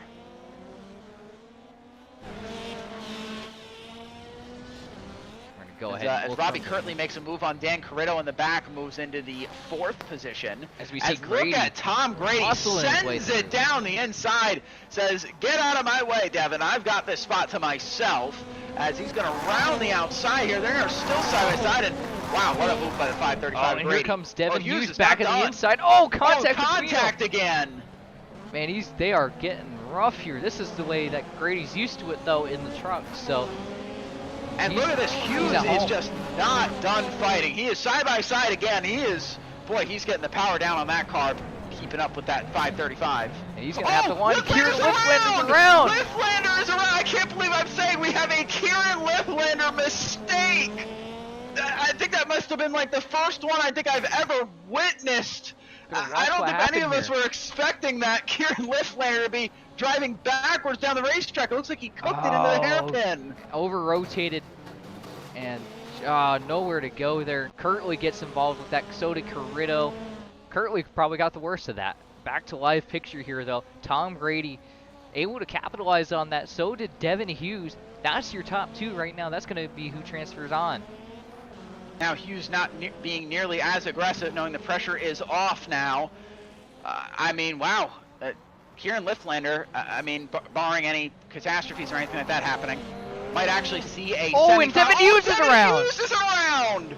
The 60th Devin Hughes goes around. Are you kidding? Dan Corritto now sits in the transfer spot. The night is not over for Kieran Liflander. Oh, man. Let's see if we can get what happened to Devin Hughes there. Just kind of came into the corner and over-rotated, hit the wall, and the wall just kind of stuck him in like you're playing a game of Mario Kart Wii. The sticky walls on iRacing. I don't think that's how they work in real life, but we just have to go along definitely with not. it. You can only be so perfect in a video game. And by the way, transfer spot heating up. Corritto Liflander trying to get battle for the transfer spot here. Tom Grady far away. All over the rear bumper of Corritto. And wow, look at him on the berm. Look at that line for for Kieran Liflander around the outside, pedal to the metal, coming around the scooter. Corritto gets wide, but pulls right in front of Liflander. Oh, this now, is good Liflander's stuff. a fast driver, but if there's any driver in this field that is tough to pass, Dan Corritto would be the picture that's put up there. That 320 is a very defensive driver. Yeah, he is really good at defending, and he's doing a great job right now. Look at him pinning him down the inside there, bumping doors down the straightaway. And Liflander, the crossover. Corritto get the crossover. Oh, yes, he does. All right. He pulls the Chris Lunan move. They'll make contact again with 2 laps to go. Oh, this is a great show. And oh yeah, great move by Corritto there, kind of pinning Liflander into the berm almost, keeping him behind him. Boy, Liflander, this is something he's not really used to. He's almost always used to just running out front and checking out. Now he's actually got to pass, he's got to run in traffic, and this is definitely something that 20 car is not accustomed to. No, and he's look not. At the Oh, here he comes, the one. He sent it through there into the hairpin, and that actually works out for him. He's going to get a great momentum run here on the 320 down the straightaway. He sure is, and here he comes on the outside, going to use that berm again to get the car rotated. I love that line from Kieran Liflander. Never seen Liflander have to pass a driver, but here we are, and Liflander is working on Dan Corritto. Around the outside. Around the outside goes Kieran Liflander. Boy, why did I doubt that he would miss the feature tonight? There he goes, making it right through, right around Corritto. What a move by the 20 car. That was incredible to watch. Oh, and contact between them. And contact between them, and Corritto goes around. And here comes Devin Hughes right back out. Whew, that was close. Boy, that would have been the story of the season that Corritto pulled out in front of Devin Hughes there and made contact. If you've watched along, those two have made contact quite a bit this season in their heat races. Definitely have not been the cleanest between those two. And speaking of Devin Hughes, he just set the fastest lap of the race. Red mist, I'm sure, behind the visor of that number 60 car right now, trying to make it up. Missed opportunity for the 60. Had Kieran Liflander by the horns after his mistake and had a transfer spot checked in, and unfortunately misses out, but lost in all the fire is the only dude who's been able to sit out in front of it, and that is Tom Grady, who, as we said in the Futures race, is a trophy truck driver, ran in the iRacing Trophy Truck Championship for the 2 seasons that it was running. And here he is qualifying up from Futures. He is not a full-timer here. Dominating win for the 535. What a run for him. Yeah, they used to have road course ringers in NASCAR. He is a short course off-road ringer for NASA. Same exact kind of thing there. He is a ringer indeed.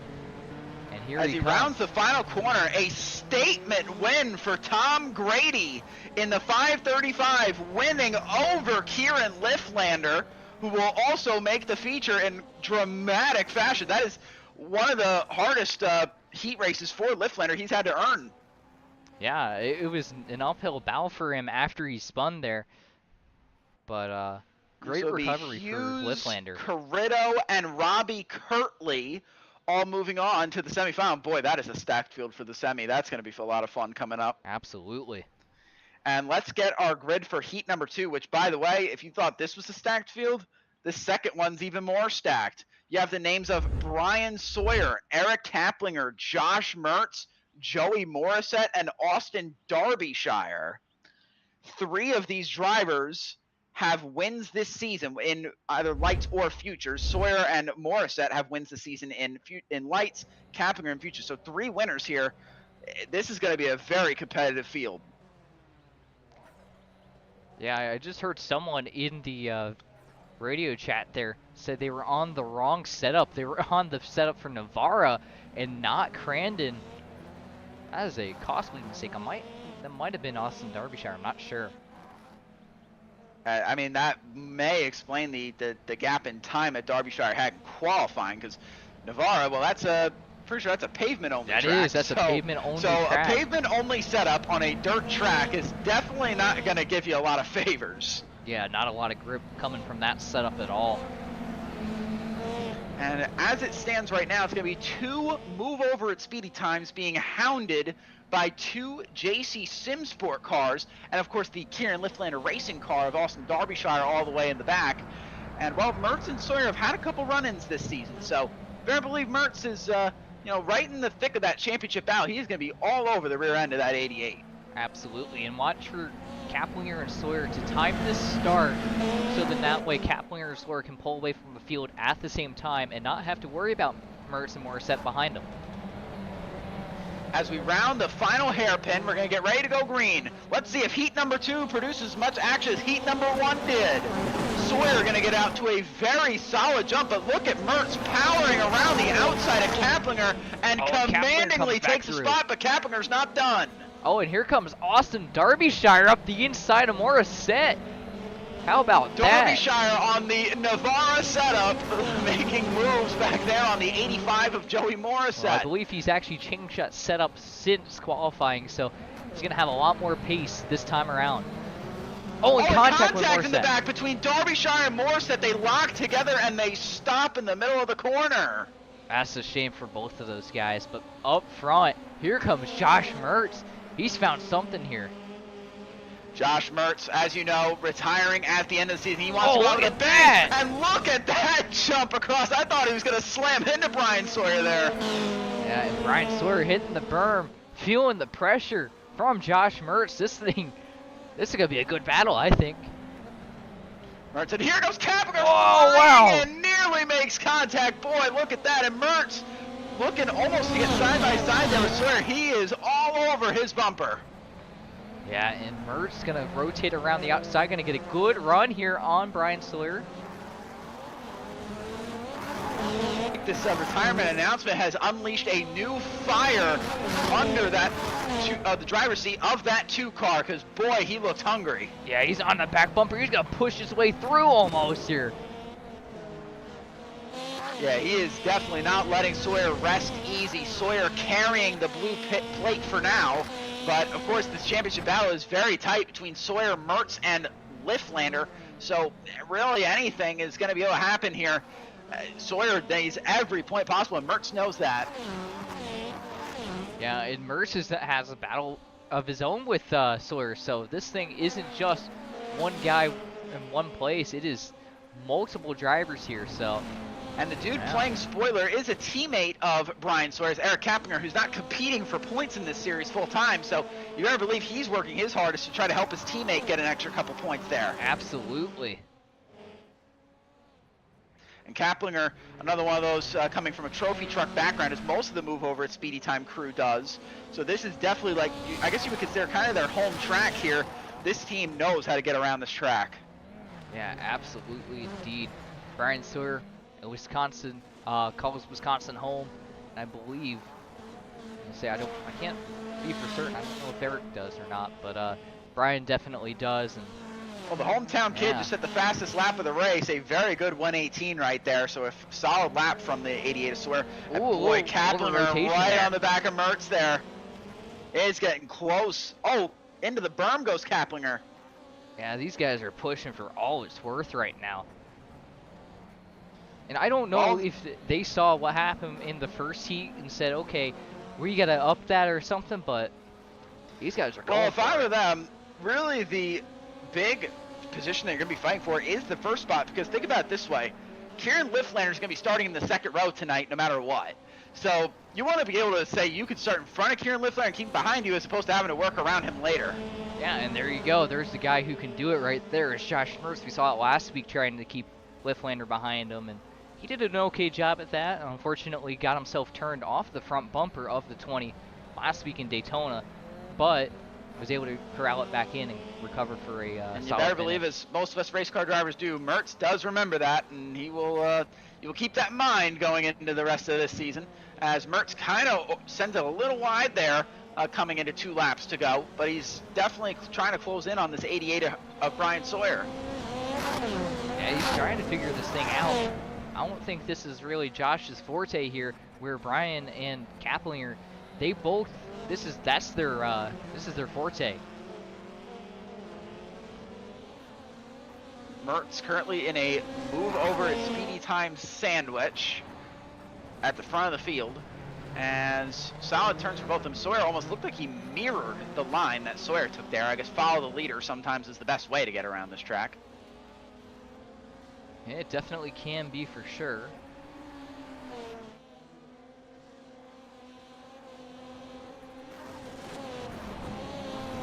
As Mertz goes over, comes right around, definitely trying to work his way up to Sawyer, though it looks like Sawyer kind of gaining a little bit of ground here. He's definitely kind of expanding the gap.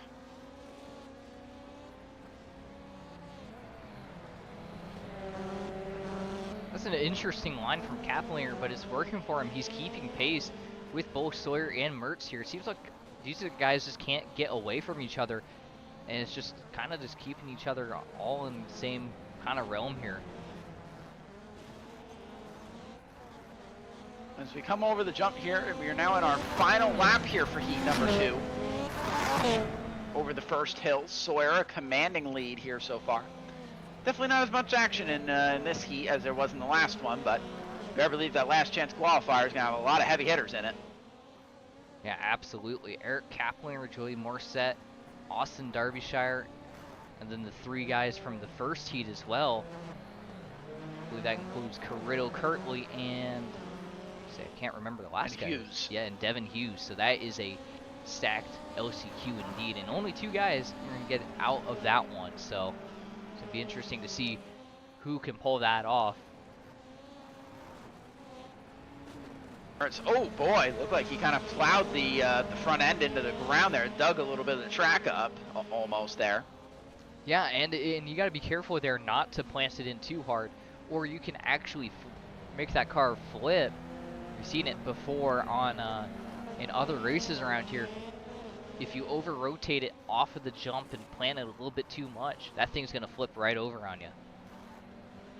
And rounding the final hairpin, Brian Sawyer is going to take heat win number 2. Josh Mertz will be qualifying onto the feature as well. Eric Kaplinger, Joey Morissette, and Austin Derbyshire are going to have to find their way in via the semifinal.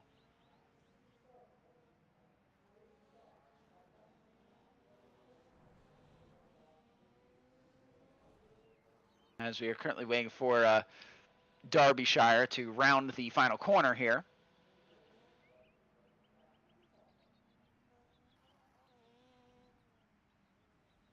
All right, and let's take a look at our grid for the semi-final.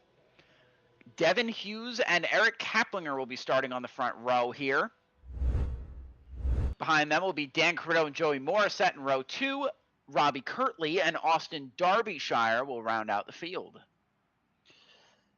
And you know the hungriest driver in here is definitely going to be that 60 after what happened in his first heat race. He's definitely looking to get into the feature here. Him and Morissette would love to get both the JC Sim Sport cars in.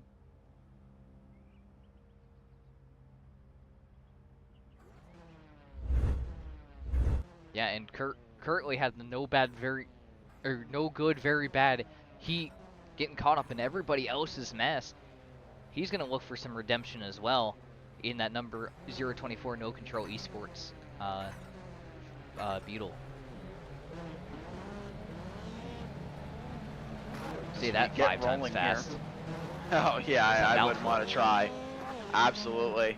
And well, Devin Hughes starting up front, and his best friend Dan Carrito starting right behind him once again. These two, we kind of quipped in the futures race that the Saints and Sinners cars had magnets in them. Well, I think one of the magnets ended up on Devin Hughes' car because seemingly him and Carrito can't stay away from each other. Yeah, that was a joke that started with Carrito and DeFino last season, and it just seems like those guys just have to have magnets in their cars with all the trouble they do run into. And I know it's not of their own doing, and of course they don't want to get into wrecks, of course, but just seems to be the way it is with those guys. Just seems like they got magnets in there or something. I don't know. So we'll round the final straightaway here. The pace truck's off and parks itself in the infield. We'll round the final hairpin here and get ready to go green for our semifinal. 6 drivers, 2 drivers with the ability to make the feature. We are green for our semifinal.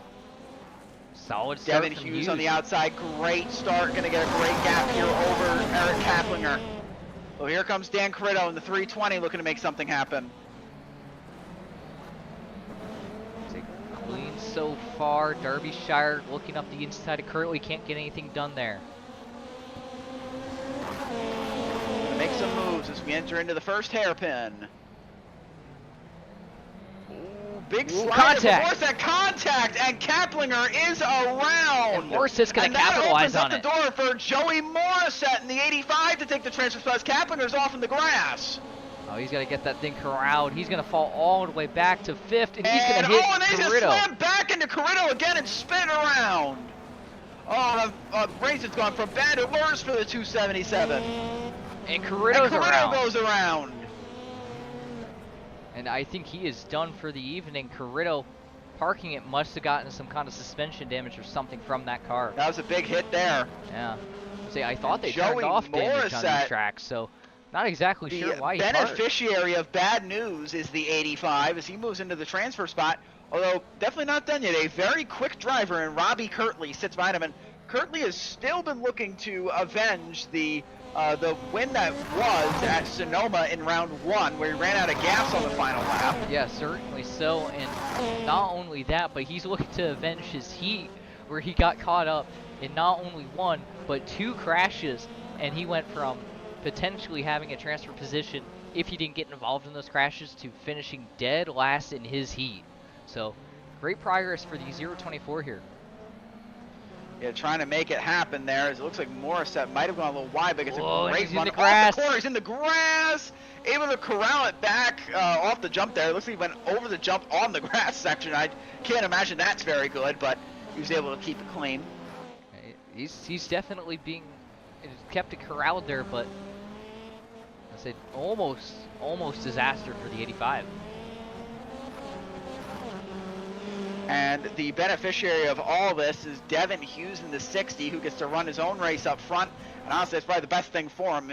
More than anyone seemingly this season, he's been caught up in other people's messes. So now he gets to run up front where no one other than himself is going to be able to take this one away from him. And we did see in the heat, he did spin on his own, so he has to have a mistake-free semifinal here if he does want to transfer. So no mistakes looking for on the heat for Devin Hughes, and he's going to be okay. 4-second gap sit between him and Joey Morissette. The good thing about that is Morissette is his teammate, so likely will give him plenty of leeway there and won't really be necessarily battling him too hard even if he does catch him. So he can pretty much take it easy up there in the 60. He certainly can, but he also can't make a mistake like I just said. it's like one of those things where if you do back off, you sometimes are more prone to make mistakes. We've seen that with real-life drivers like Shane Van Gisbergen. If he's driving to a number, he's more prone to make mistakes. If he's going all out, he's going to be a little less prone to make those errors. So that could be the same thing here tonight with these guys. You never know. Morissette taking a very wide line off the jump on that straightaway there. Almost the grass. And look at this line by Kirtley. Oh, he's closing way in. Out of the inside. He is closing. What a phenomenal corner for Kirtley. That was an interesting line, and it worked. It was like a diamond almost. Kind of came in low, middle high, and then entered off low, and that's got him right to the back bumper of the 85 of Joey Morissette. Right in striking distance is the 024. You can get right here up to the bumper of Morissette, and he's got 2 laps to get around him. Down to the inside, making Morissette go wide a little bit there. Not quite able to get side by side, but hopefully can carry some momentum here into the next couple corners to make something happen. Go on board here off the left side of Kirtley. You can see Morissette right there out in front of him. Morissette ran way wide, and that kind of gave him a run off the corner. Kirtley kept it really tight, wasn't able to get the same run. Kirtley whips it around the corner and over-rotates just a little bit there, and that'll give Morissette just enough of a gap to kind of be able to scoot away with 2 laps to go. Yeah, but remember how good Kirtley is down in this section of the track. This is where he gained all the time last time. See if he can do it again. Let's see, he's going to come over this jump here, and look at this, he's going to do it again, that same line, kind of diamonding off the corner, and with that, he's right back in range with Joey Morissette. He has found something there. Almost in the wall back there. He's going to keep that was a close thing. call. Yeah, kept it Kaplinger almost gaining back in on him as well. He's been making Oh, up and here all the comes time. Kirtley, had him check Kirtley up. Took a look to the inside, not quite able to get it done, but you're right, he's definitely got something on this second half of the track there, Victor.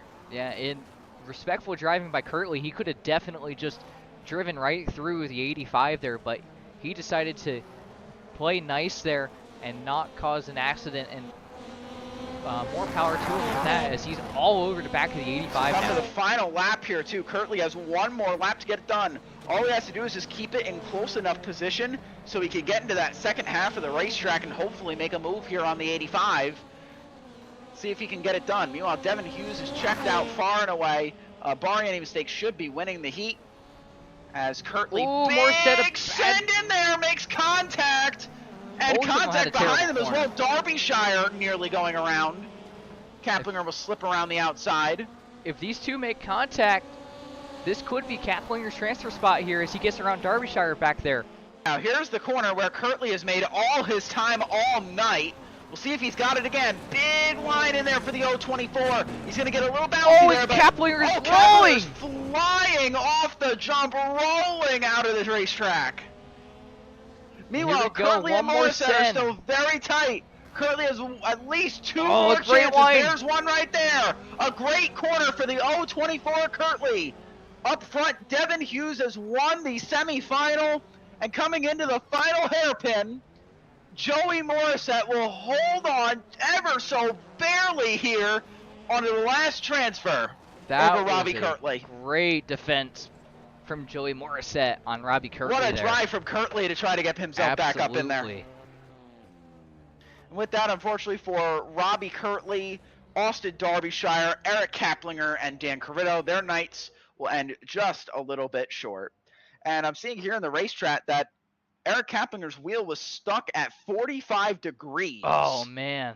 My goodness. If he drove the whole race like that, that is impressive. Yeah. That is impressive right there. I could have swore they turned off damage, but if there was suspension damage to that car and he was able to drive it that well, that's incredible. That is an incredible drive right there. Really shows the kind of race car driver in him. All right, and as our drivers are completing their warm-ups, we'll warm up as well. We'll be right back here from Crandon, Wisconsin. You're so interesting. I love your browser history. I like that you're not hiding anything from me. By the way, nice IP address. I like your neighborhood. You are so special. This ad is just for you. I learned so many things from you. You are so generous. With your personal data. Switch on privacy, switch off trackers and viruses. Go to NordVPN.com. NordVPN. Safely be you.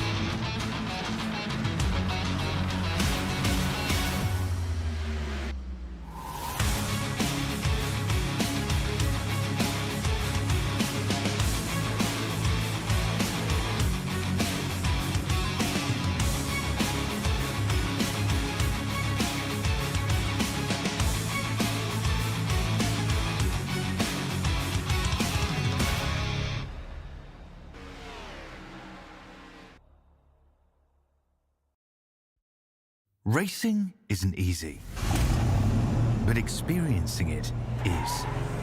iRacing puts you in the driver's seat with the industry's leading sim racing game. Drive on laser scan replicas of the greatest racing circuits from around the world. Go head-to-head against other drivers chosen by skill-based matchmaking to ensure competitive racing at every level. Compete across all your favorite series. In officially licensed cars, engineered to deliver the most accurate driving experience possible.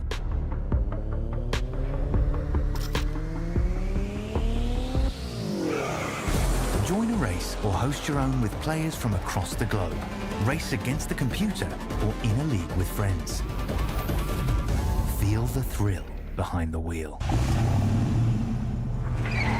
Visit iRacing.com.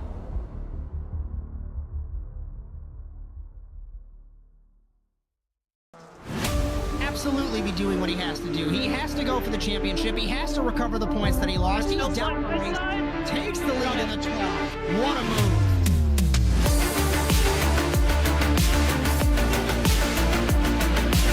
And he takes the lead and holds Side by it. side between these two in turn one. This is going to get spicy.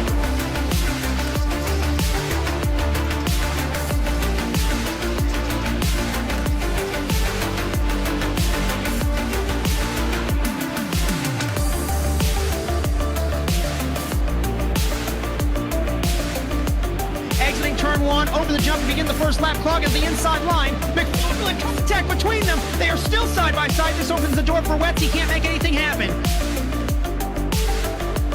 From the 26, he has not won in quite some time. Dragster acing the entry to turn one, up Eddie to the inside of Magnus, gives him a nudge.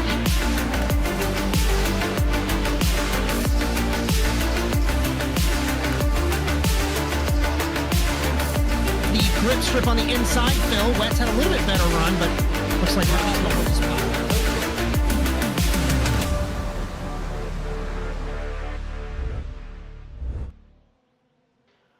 Welcome back to Crandon, Wisconsin for the feature race for round 7 of the NASA Rallycross Lights Challenge here at Crandon.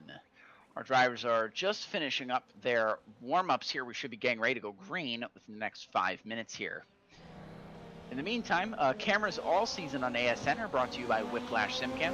Be sure to check them out at facebook.com/WSimCams. Thank you, Andrew Cardinal IV, for your camera support. The intro music for the NASA World feed was produced by Alex Abetti.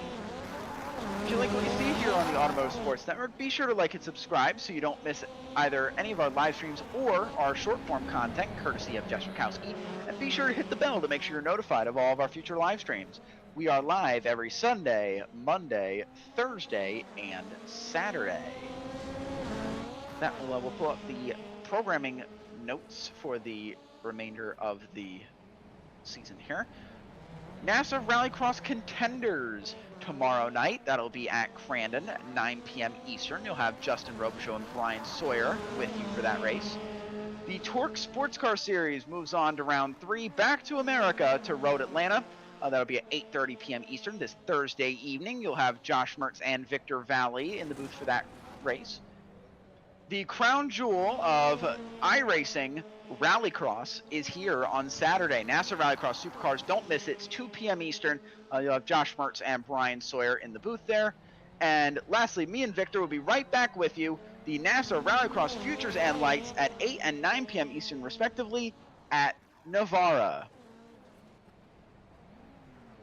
With that, as our drivers are finishing up their warm-up here, Victor, one thing to note, the first time this season, Kieran Liflander is going to be starting in the second row. He won't be starting first. So now he's actually going to have to battle a couple cars if he wants to get the win here tonight. Yeah, certainly so, and we have not seen how he's going to be able to handle a start from the second row of the grid, especially a rolling start here. So it's going to be interesting to see what he can do, especially with the trophy truck guys up there controlling the start with Brian Sawyer and Tom Grady, your front row in that. So it's going to be really interesting to see exactly how they handle that, and Kieran handles that, and see if he can keep right on the back bumper of Tom Grady right in front of him. Absolutely. It's going to be quite a battle there for the 20 Liflander. Probably the most adversity he's faced all season. He's actually going to have to battle for a win. And yeah, Tom Grady starting on the pole, coming from our Futures event earlier in the evening. And, you know, obviously he had an unfortunate feature there where he got wrecked on lap 1. So looking to avenge himself here in the lights. Wouldn't that be poetic to unfortunately come short in Futures, but bring it home in the series above it in lights? Yeah, he said he thought he could compete tonight for a podium at least. And it's definitely seeming that way for sure for Tom Grady. He's had pace all night long. I believe he qualified, I think it was 4th in the seeding, which put him 2nd in the first heat, and he was able to capitalize on the Liflander mistake to take the heat win and start on pole for the feature this evening. It looks like we have a minute left of the warm-up here. So I'll pass it off to you, Victor. Who do you think is going to bring home the feature win here tonight? Well, honestly, I have to go with the hot hand Kieran Liflander. I think he's going to be able to get it done. I think that the talent he has in these rallycross cars is just going to be a little bit too much for these guys to overcome. But at the same time, I would not count out anyone in that front row between Brian Sawyer and Tom Grady. That's exactly where my mind goes to when picking my winner of the race. It's pretty easy to be able to pick Tom Grady on the front row there, starting on pole. But honestly, tonight I'm going to go with your lights points leader, Brian Sawyer. He's got just as much experience, maybe not as much as Grady, but definitely a lot of experience in the trophy trucks. Coming in as the points leader, definitely has a lot of pressure behind him from Liflander coming for that championship. So if anyone's going to be hungry, it's going to be that 88 move over at speedy time of Brian Sawyer. I think he's going to get by his teammate of Grady and get it done here at Crandon.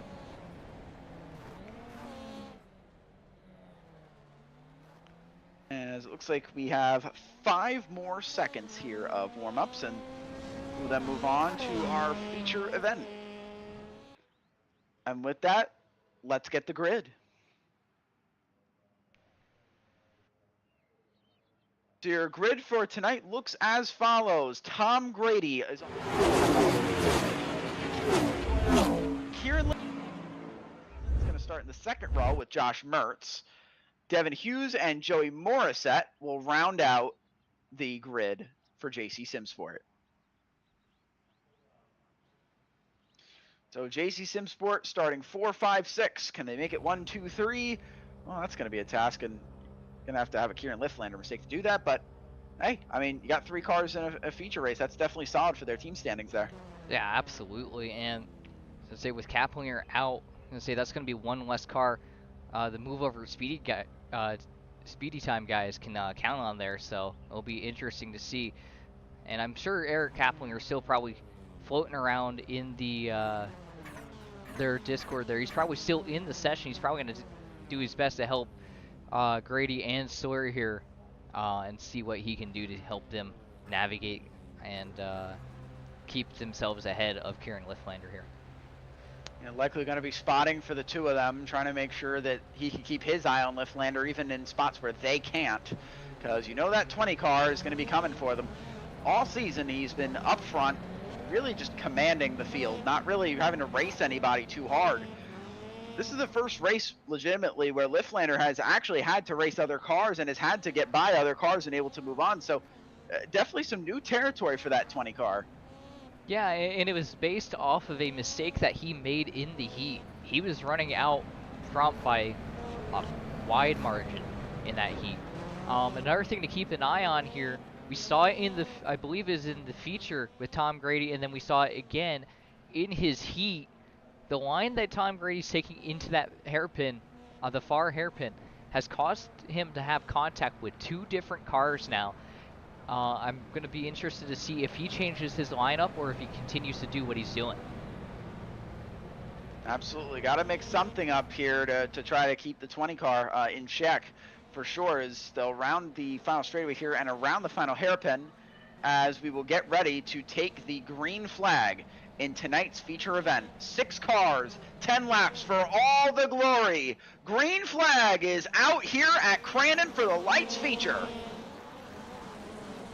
Good start from Grady and Sawyer. Liflander. Oh, and Liflander contact! He's over! Liflander's flipping on his roof! Contact with Brian Sawyer! He's got to get that thing going. A disastrous night for the 20 car, my goodness! And the floodgates have opened! Back up front, it's all Tom Grady right now. And he's got his teammate Brian Sawyer there in second. Gonna change up that line a little bit. Brian Sawyer giving a little leeway there, and here comes Mertz on the inside. Mertz and Sawyer, a battle we've seen many times this season, side by side once more here at Crandon. Mertz looking to make something happen here on the current points leader. So he's all over that rear bumper. Good rotation through that corner from Mertz. Gonna get it down to the inside. Can he get the run out? Mertz not quite going to be able to get up to Sawyer here. Going to have to try again. As Brian Sawyer. Tom Grady running away here as Sawyer has his hands full of Josh Mertz. He's going to have to try to put his focus here on trying to catch his teammate. Yeah, he's chirping over the radio at Josh. He's like, oh, who's that back behind me there? But, yeah. As I say, Mertz all over the rear bumper of Brian Sawyer here. Definitely rubbing his bumper. They were doing the same thing in their heat as well, all over each other. And while they can't get each other away from each other again, you wonder if JP DeFino slipped magnets in their cars as well in the garage area to make sure these two got stuck together. Yeah, I think so. I definitely think that is probably what happened. It's the NASA magnet massacre, I guess is what you want to call it. Here comes DeFino, Mertz. the magnet man, as look at this Devin Hughes sliding down to the inside of Mertz, not quite able to make anything happen there. Yeah, kind of compromised his run off the corner a little bit there for both him and Mertz, so that was not what he wanted to see. But Brian Sawyer is actually making a little bit of ground up here on Tom Grady. Now, it's good for Kieran Liflander is that this is the first of 2 rounds for the Endurance Championship.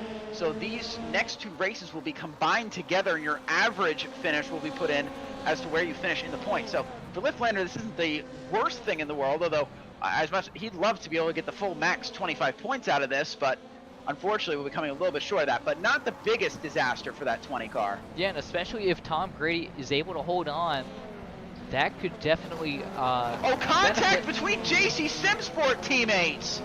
Mertz and Hughes make contact, and Hughes is backwards and Kieran. right in front of Kieran Liflander there. And there's the contact right there, seeing it on replay.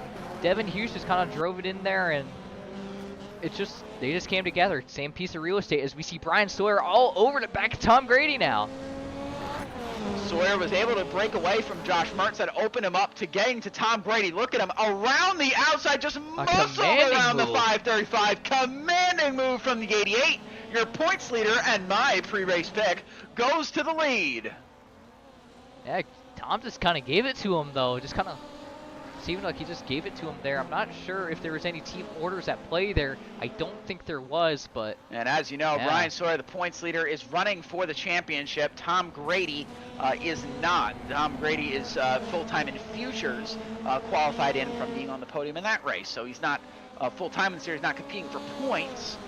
So in that instance, it would be better suited to have the championship contender take the win as opposed to the part-timer. Absolutely, but at the same time, I don't believe team orders are allowed in NASA competition, so... Oh, Sawyer goes wide a little bit there. Opens up the door for Brady. Mertz isn't done yet either, trying to spoil the moist party up front. Yeah, and the thing is that if Tom is playing rear gunner here, that's going to make it a lot harder for Josh Mertz to get around, because Tom knows all of the defensive lines here to take to keep that 2 car behind him. Yeah, Mertz, a seasoned veteran in the series. If anyone's going to be able to get around Grady, it's him, but Grady has a lot of experience on this track specifically, probably even more than Josh Mertz does, so definitely a conflict of experience there between these two in very different facets, as they're going to make a little bit of contact there. So we'll see who will prevail, experience in the Rallycross car or experience on this racetrack. He's kind of starting to back him up here. Tom Grady, last lap was a 1:20.066. That's not what we've seen out of time all night. As Mertz getting to the right to the back bumper, he's got to be furious right now as Brian Sawyer drives off into the distance. And you better believe, though, if Mertz can get around Grady here, he's got a real something up there for Brian Sawyer. He's been very quick all night, and he's been running all over him. So you know if he can get around that 535, he's got a good shot at the 88 up there in front of him. Absolutely, but with that said, though, it looks like Joey Morissette is kind of coming back into the picture here a little bit. Don't look now. Joey Morissette in the pink and green car back there in the 85, closing himself into this battle for second as well. And you can see the intensity's definitely gone up with the issue from Kieran Liflander. Here comes Mertz to the inside. Floodgates. As Mertz down to the inside, he's going to be able to make it stick. Oh, they're still side by side going into the hairpin. The hairpin usually does favor that outside there. We'll see if Mertz can get something here. Oh, bounced off of him. Hip check. They're going to bump again. A little hip check by Josh Mertz. He's around Tom Grady, and his sights are now set on Brian Sawyer up front. That was a classic NASA move by Josh Mertz. Hard-nosed racer, not afraid to hip check somebody. That's the Josh Mertz I remember racing in my days against him. So yeah, Mertz just announced his retirement after the end of last race. So you know how poetic it would be to see him be able to get a win here in his final full-time season, and maybe even compete for a championship as well, get himself back into that championship battle here. Oh, here comes Grady. That contact! A contact between the two! Mertz nearly around, he's able to save it. Brian Sawyer loves what he's seeing up there. He's pulling away with that move. And so does Joey Morissette right there. He's right there now. Morissette into the conversation. Well, Mertz, you better believe, is telling Morissette, get around this 535 so I can focus on Sawyer up at the front. He does not want to have the pressure behind him. He just lost about 2 seconds right there. Brian Sawyer had a bit of an issue there, went a little bit wide. Not sure what happened there, but he's able to gather it back in. It's got to be a challenge here. It's 4 laps to go, 2.5 second gap there at the line last time by. So Mertz has quite a bit he's got to work on here. Oh, and Liflander in the wall again. Liflander, more trouble tonight. Certainly not the Kieran Liflander we're used to seeing. I know he said after last week this wasn't one of his stronger tracks, and it's definitely showing here tonight, but honestly, it looks like he's rebounded pretty well. He's going to be coming up to the bumper here at Morissette pretty soon. He might have a chance even at a podium if he plays his cards right. Yeah, absolutely. If these two, between Mertz and Grady, get into it, don't count Liflander out of a P2 finish right behind Brian Sawyer. Mertz slides it into that corner there, trying to get as much power off on exit as possible. Get a lot of momentum down the straightaway, trying to catch up to Brian Sawyer. And I remember talking to Brian Sawyer after his win earlier in the season. I believe it was at IRP, the 3rd race of the season. and he said there's always at least one race every year that he wins, and he only wins one. Well, looking like he might buck the trend here tonight, be able to pick up a second on the year. Yeah, definitely so. That gap is closing, though, between him and Mertz. Does Mertz have anything left for him here? Mertz trying to do anything he can to come up. The gap closed that time from 2.6 to 2.2 at the line. So they are closer, although that was not the line I don't think Mertz needed to take. He's going to go wide there. He's going to power down the straightaway, try to gain as much momentum on this long straight. I think that lost him about 2 to 3 tenths right there alone. Not the line you need. All the way in the back, Liflander and Hughes have both worked their way back up close to the field. All 6 cars are in without relative shouting distance of each other. There's not really a massive gap to any one car. Yeah, and the best battle on track is going to be between Grady and Mertz. And then you have Morissette and Liflander going at it back here as well. Yeah, Liflander trying to close in on what he lost here tonight. Definitely a missed opportunity for that 20 car. Although it seemed like the first incident in his heat was his doing. He made a mistake. The second one really wasn't. It made contact, unfortunately, with Brian Sawyer. As it looks like down to the inside he goes of Morissette here, trying to get the spot. And let's see if he can pull a crossover here. Morissette blocks it, but here he goes. He's going to have a peek. He's going to have a double crossover. Look at that move. Look at that move. A move that only Kieran Liflander would be able to pull off right there. Fantastic move getting around Morissette, and he's got his eyes set on Tom Grady now. Yeah, that's going to be a Herculean task if he wants to go catch the 535 here. Meanwhile, the gap closed once again from 2.2 down to 1.9 seconds at the line. The gap is closing. I'm not sure if they'll have enough time there, Will Mertz. 3/10 a second isn't enough. If Brian doesn't make a mistake, I think this is all she wrote, and this is going to be Brian Sawyer's race to lose. Oh, Mertz had a mistake there. Oh, Mertz going wide there. Absolutely not what he needed. You know he's driving very hard there, trying to get as much out of that car as possible. And it is definitely red mist underneath the visor of that number 2 car right now, especially after the way Tom Brady drove there. I don't think Josh appreciated that at all.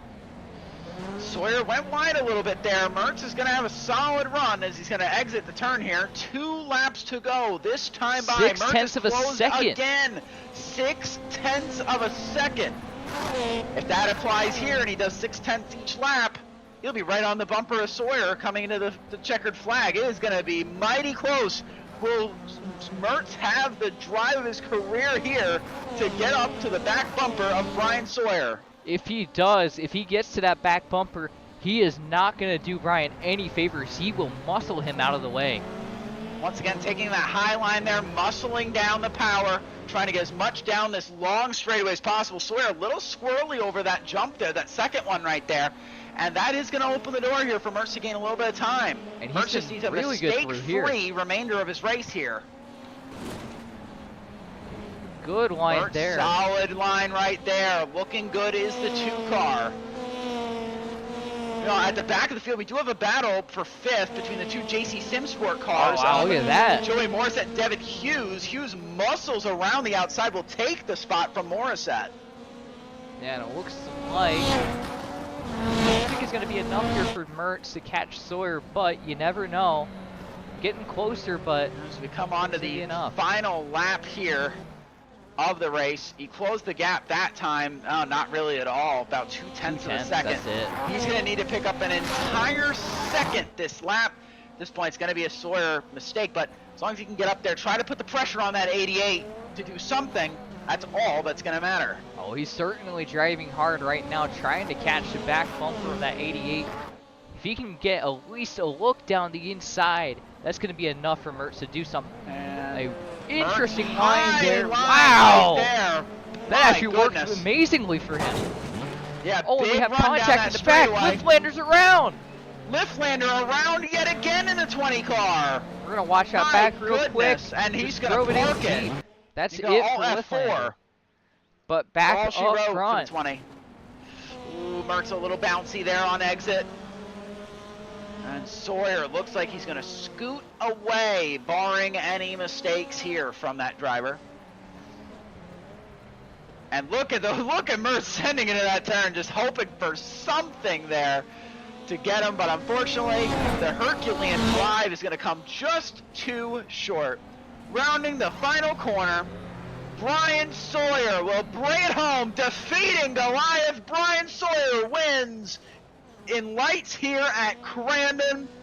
Josh Mertz will finish second, and Tom Grady, we get to talk to Tom Grady again on the podium. And we have for more the second sets time spun tonight. here in the final corner. Gonna take a look at what happened.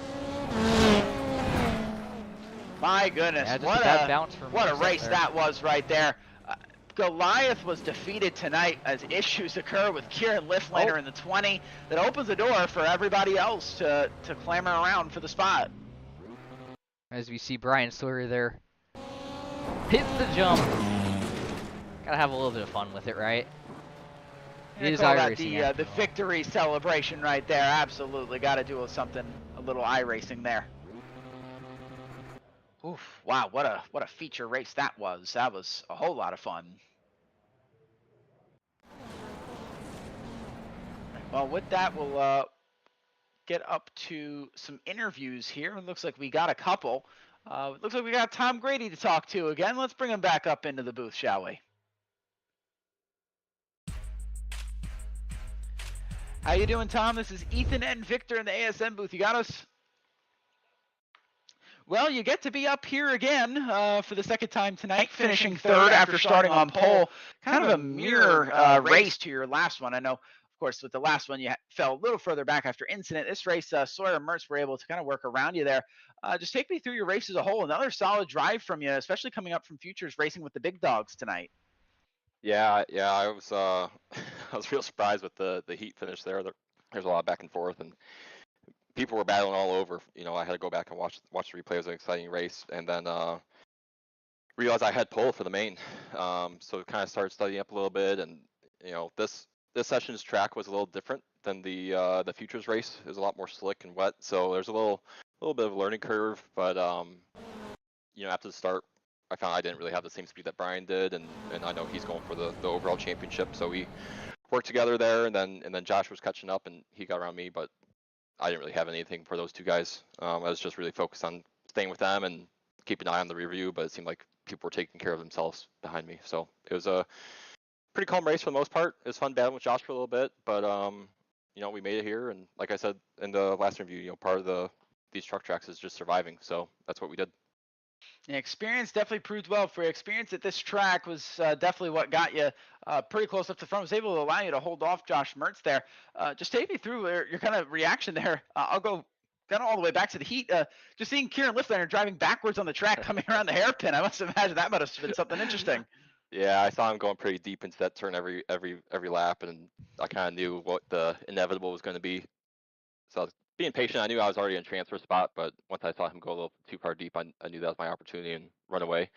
And then, you know, I don't think he learned too much because he did it another 3 or 4 times in the main. So it was fun. It was exciting being, you know, like I said, being up here with the faster guys. It's always fun to see if I'm up to the challenge or not. And obviously tonight we had a little bit more speed than usual, so it was good. Absolutely great to see you up here once again. Victor, you have any questions for our third place finisher here tonight? Yeah, Tom, I was going to say with, of course, he's talking about Kieran there for a moment, but with Josh getting past you there and the battling you guys were having, and then having Hughes and Liflander coming really quickly, did you have any concerns about those guys catching you near the end of that one? A little bit, yeah. I know Josh and I were battling, and our lap times were going down pretty quickly. So I tried a couple moves that usually works in the trucks, but these cars just don't have the traction to get over to different parts of the track as quickly, so they weren't as successful. And then, yeah, looking at the review, I see 2 cars kind of coming up quick with 2 pretty fast drivers as well. So at that point, I kind of maybe put a pause on the attacks and fell in line with Josh a little bit more, but then kind of gave us a chance to run away. So it's a little bit of strategy, but then, you know, you got to play both ahead and behind you at the same time. And with that, well, Tom, you have anyone else you'd like to thank tonight once again for your third place finish? Yep. Thanks again to the Move Over at Speed Time teammates, Brian and Eric, and then Factory Sim Sport and Raceline Wheels. And thank you guys for putting on these events and hosting the stream. Thank you for coming to talk to us once again, Tom. Hope to see you next week at Navarra. Thank you. That was our third place finisher, Tom Grady. We'll send him on out of here. And, well, we have our second place finisher, Josh, here in the booth with us. Josh, you got us? Yes, sir. What's up? Well, Josh, your Herculean drive unfortunately comes just a little short there. Looked like you had something there for Brian Sawyer. Just take me through, this race as a whole, kind of reacting to the whole mess with Kieran Liflander at the beginning of the race, and take me through, how close you came there to Brian Sawyer, if you might have had him.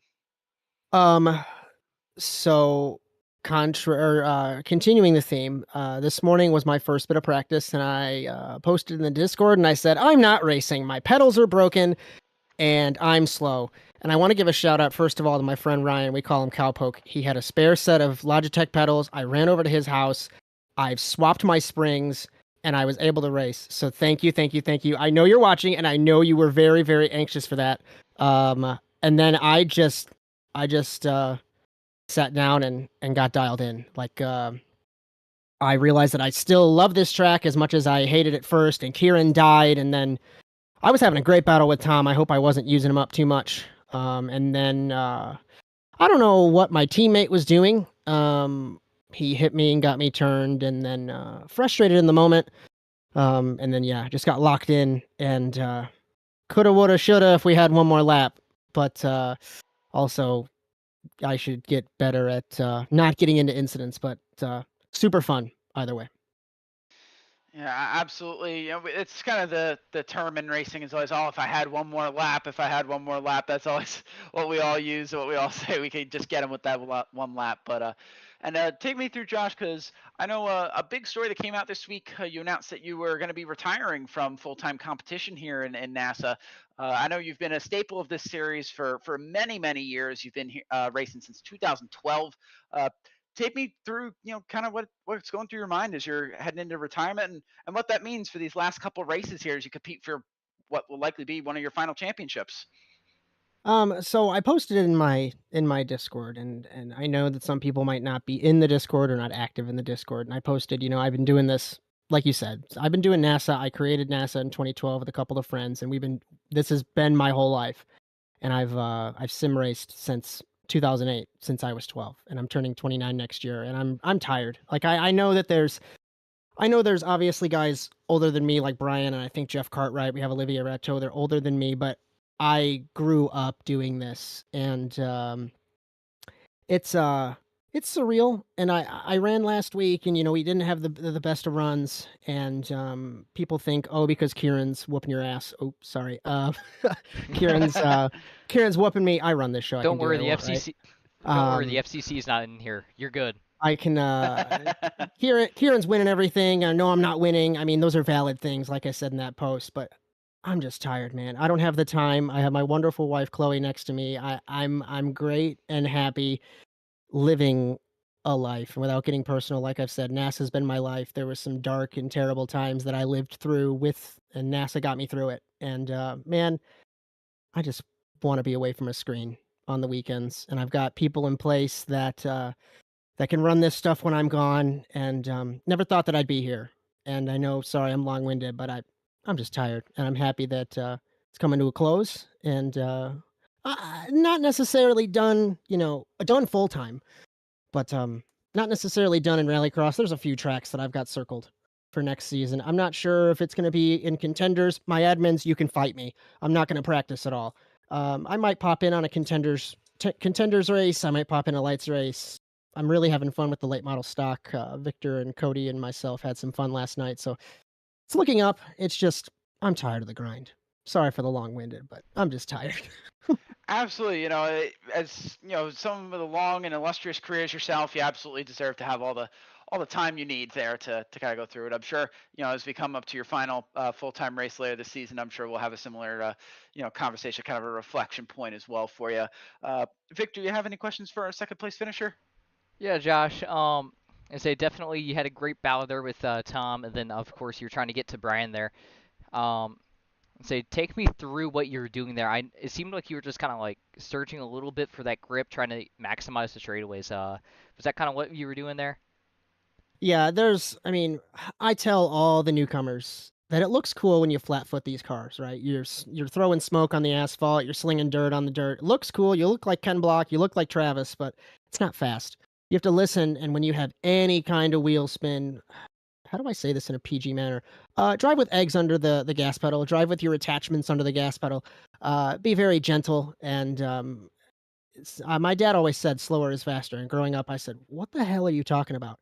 And now in these cars running these laps, I believe what he said. And that's the big word of advice that I'll pass to anybody, really. I might have went off on a tangent and lost my own train of thought, but yeah, just focused. Today was great. It was a great race. That's certainly true, Josh. And of course, I'm just going to go ahead and steal Ethan's line here. Who do you have to thank for the second place result? Well, my wonderful wife, Chloe, who's right here next to me. She just got back from a trip, girls' trip to Wisconsin, so it's awesome that she's back. In-laws, AJ, and Angie. Like I said at the opener, I want to give a huge shout out to Ryan. Let me have these pedals and putting them together and getting this going. And we've got Nick and we've got Stevie. And I want to thank the Woodridge Wolfpack 98H, the entire leadership team at JC Simsport, ASN, and NASA, and then Debbie and Emma from Crown Creamery. It took me since 2007, but I guess I'm an officially paid sim racing driver. That's kind of cool, so I want to give them a shout out. So it only took your entire career.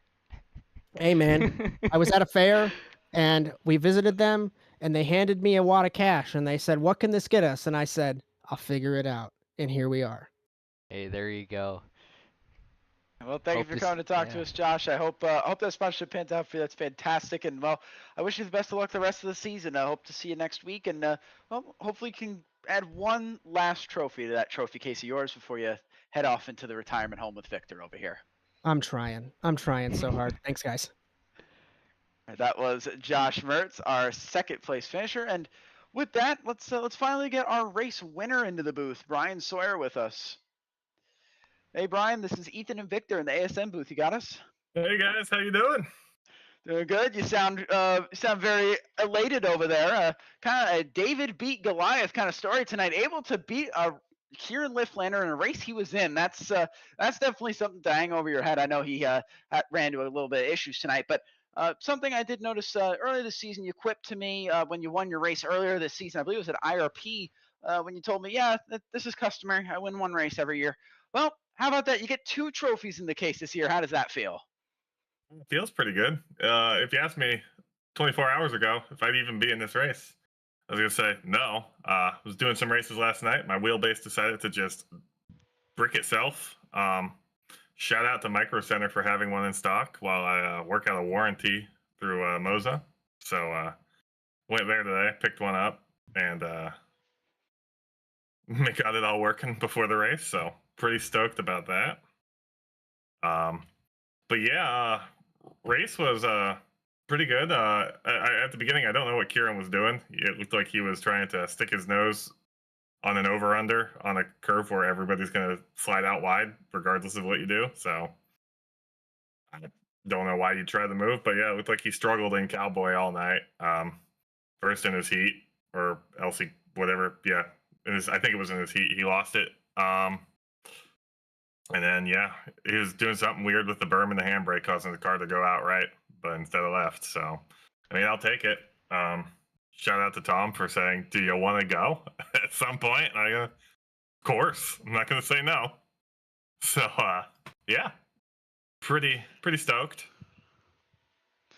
Yeah, and here you are. Obviously, championship implications are going to be fantastic there for you. Championship's going to be in really good order.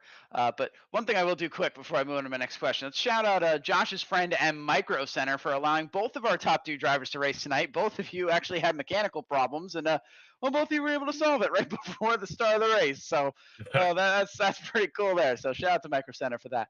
But take me through, what this is going to do for you in the championship here, Brian. I know obviously this is one of the endurance rounds, so we still have another race essentially to go before all the points are tallied up for the endurance championship, but definitely got to feel good to get a leg up on Kieran here as he's been kind of closing in on you. Yeah, I've done some math for the season, and pretty much I know at this point I need to third out. If I get third every race for the here on out, and Kieran wins every race from here on out, including the Endurance Championship. I think I'd beat him by 5 points. So I got 5 to play with there. With this, I might have a little more. If I get second place throughout the whole thing, I got 11 points to play with. So, I mean, this gives me more points to play with because I definitely expect them to come back the rest of the season being fast. And the rest of the season is pretty much be quick, but as safe as possible. I can't afford a DNF to lose a decent amount of points throughout the race. But yeah, with the Endurance Cup, good chance if I finish second. I mean, with a win here, second or third, that should solidify an Endurance Cup win, which is 5 more points to play with. So, pretty stoked.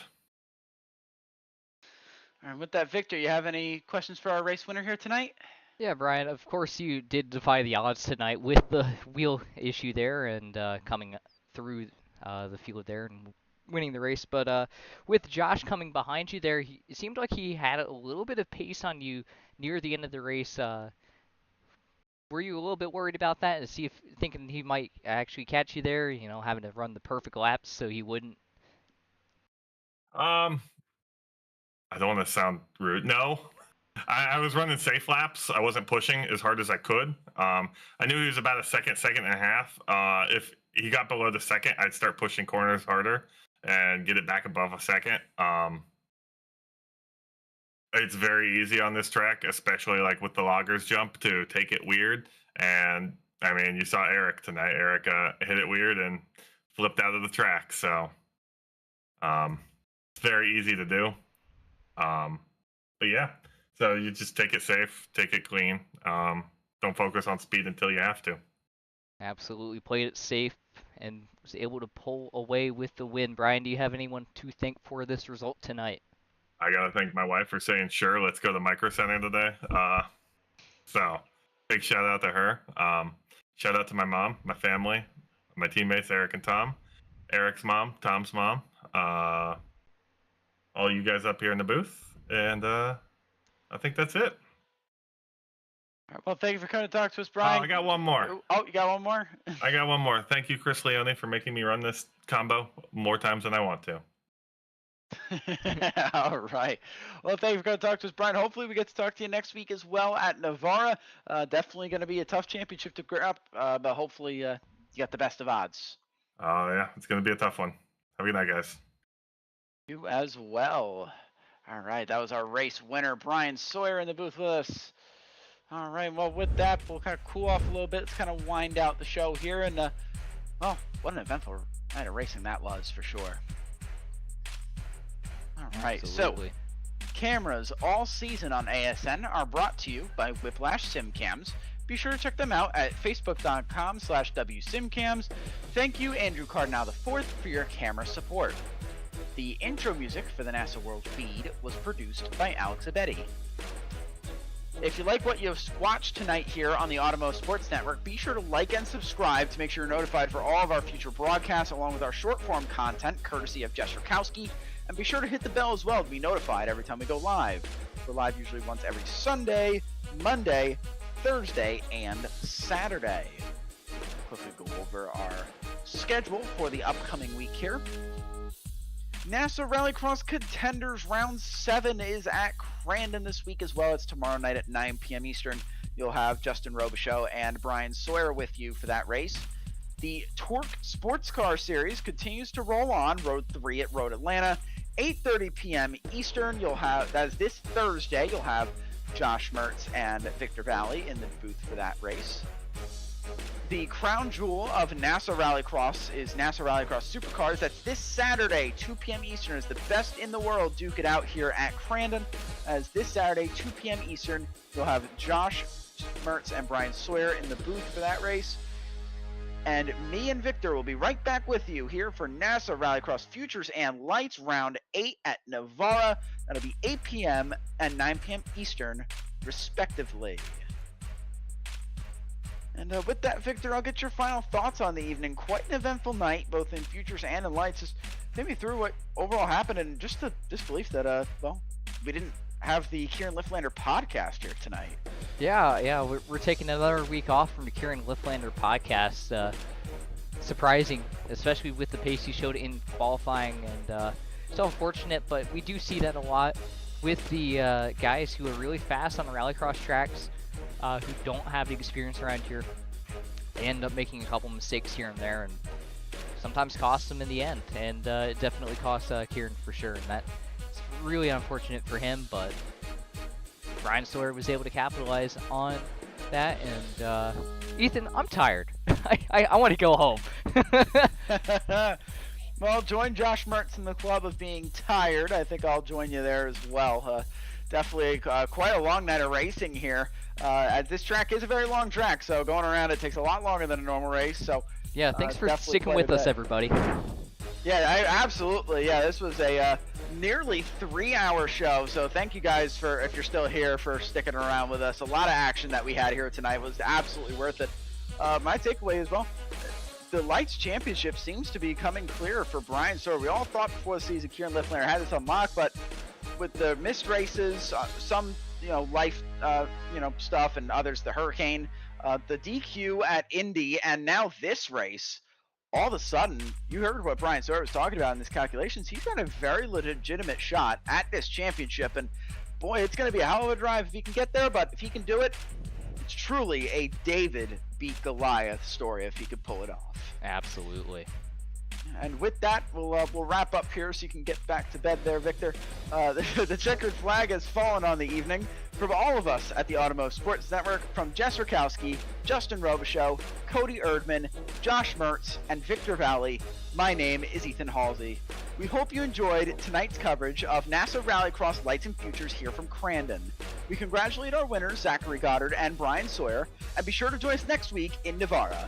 Until then, so long, everyone.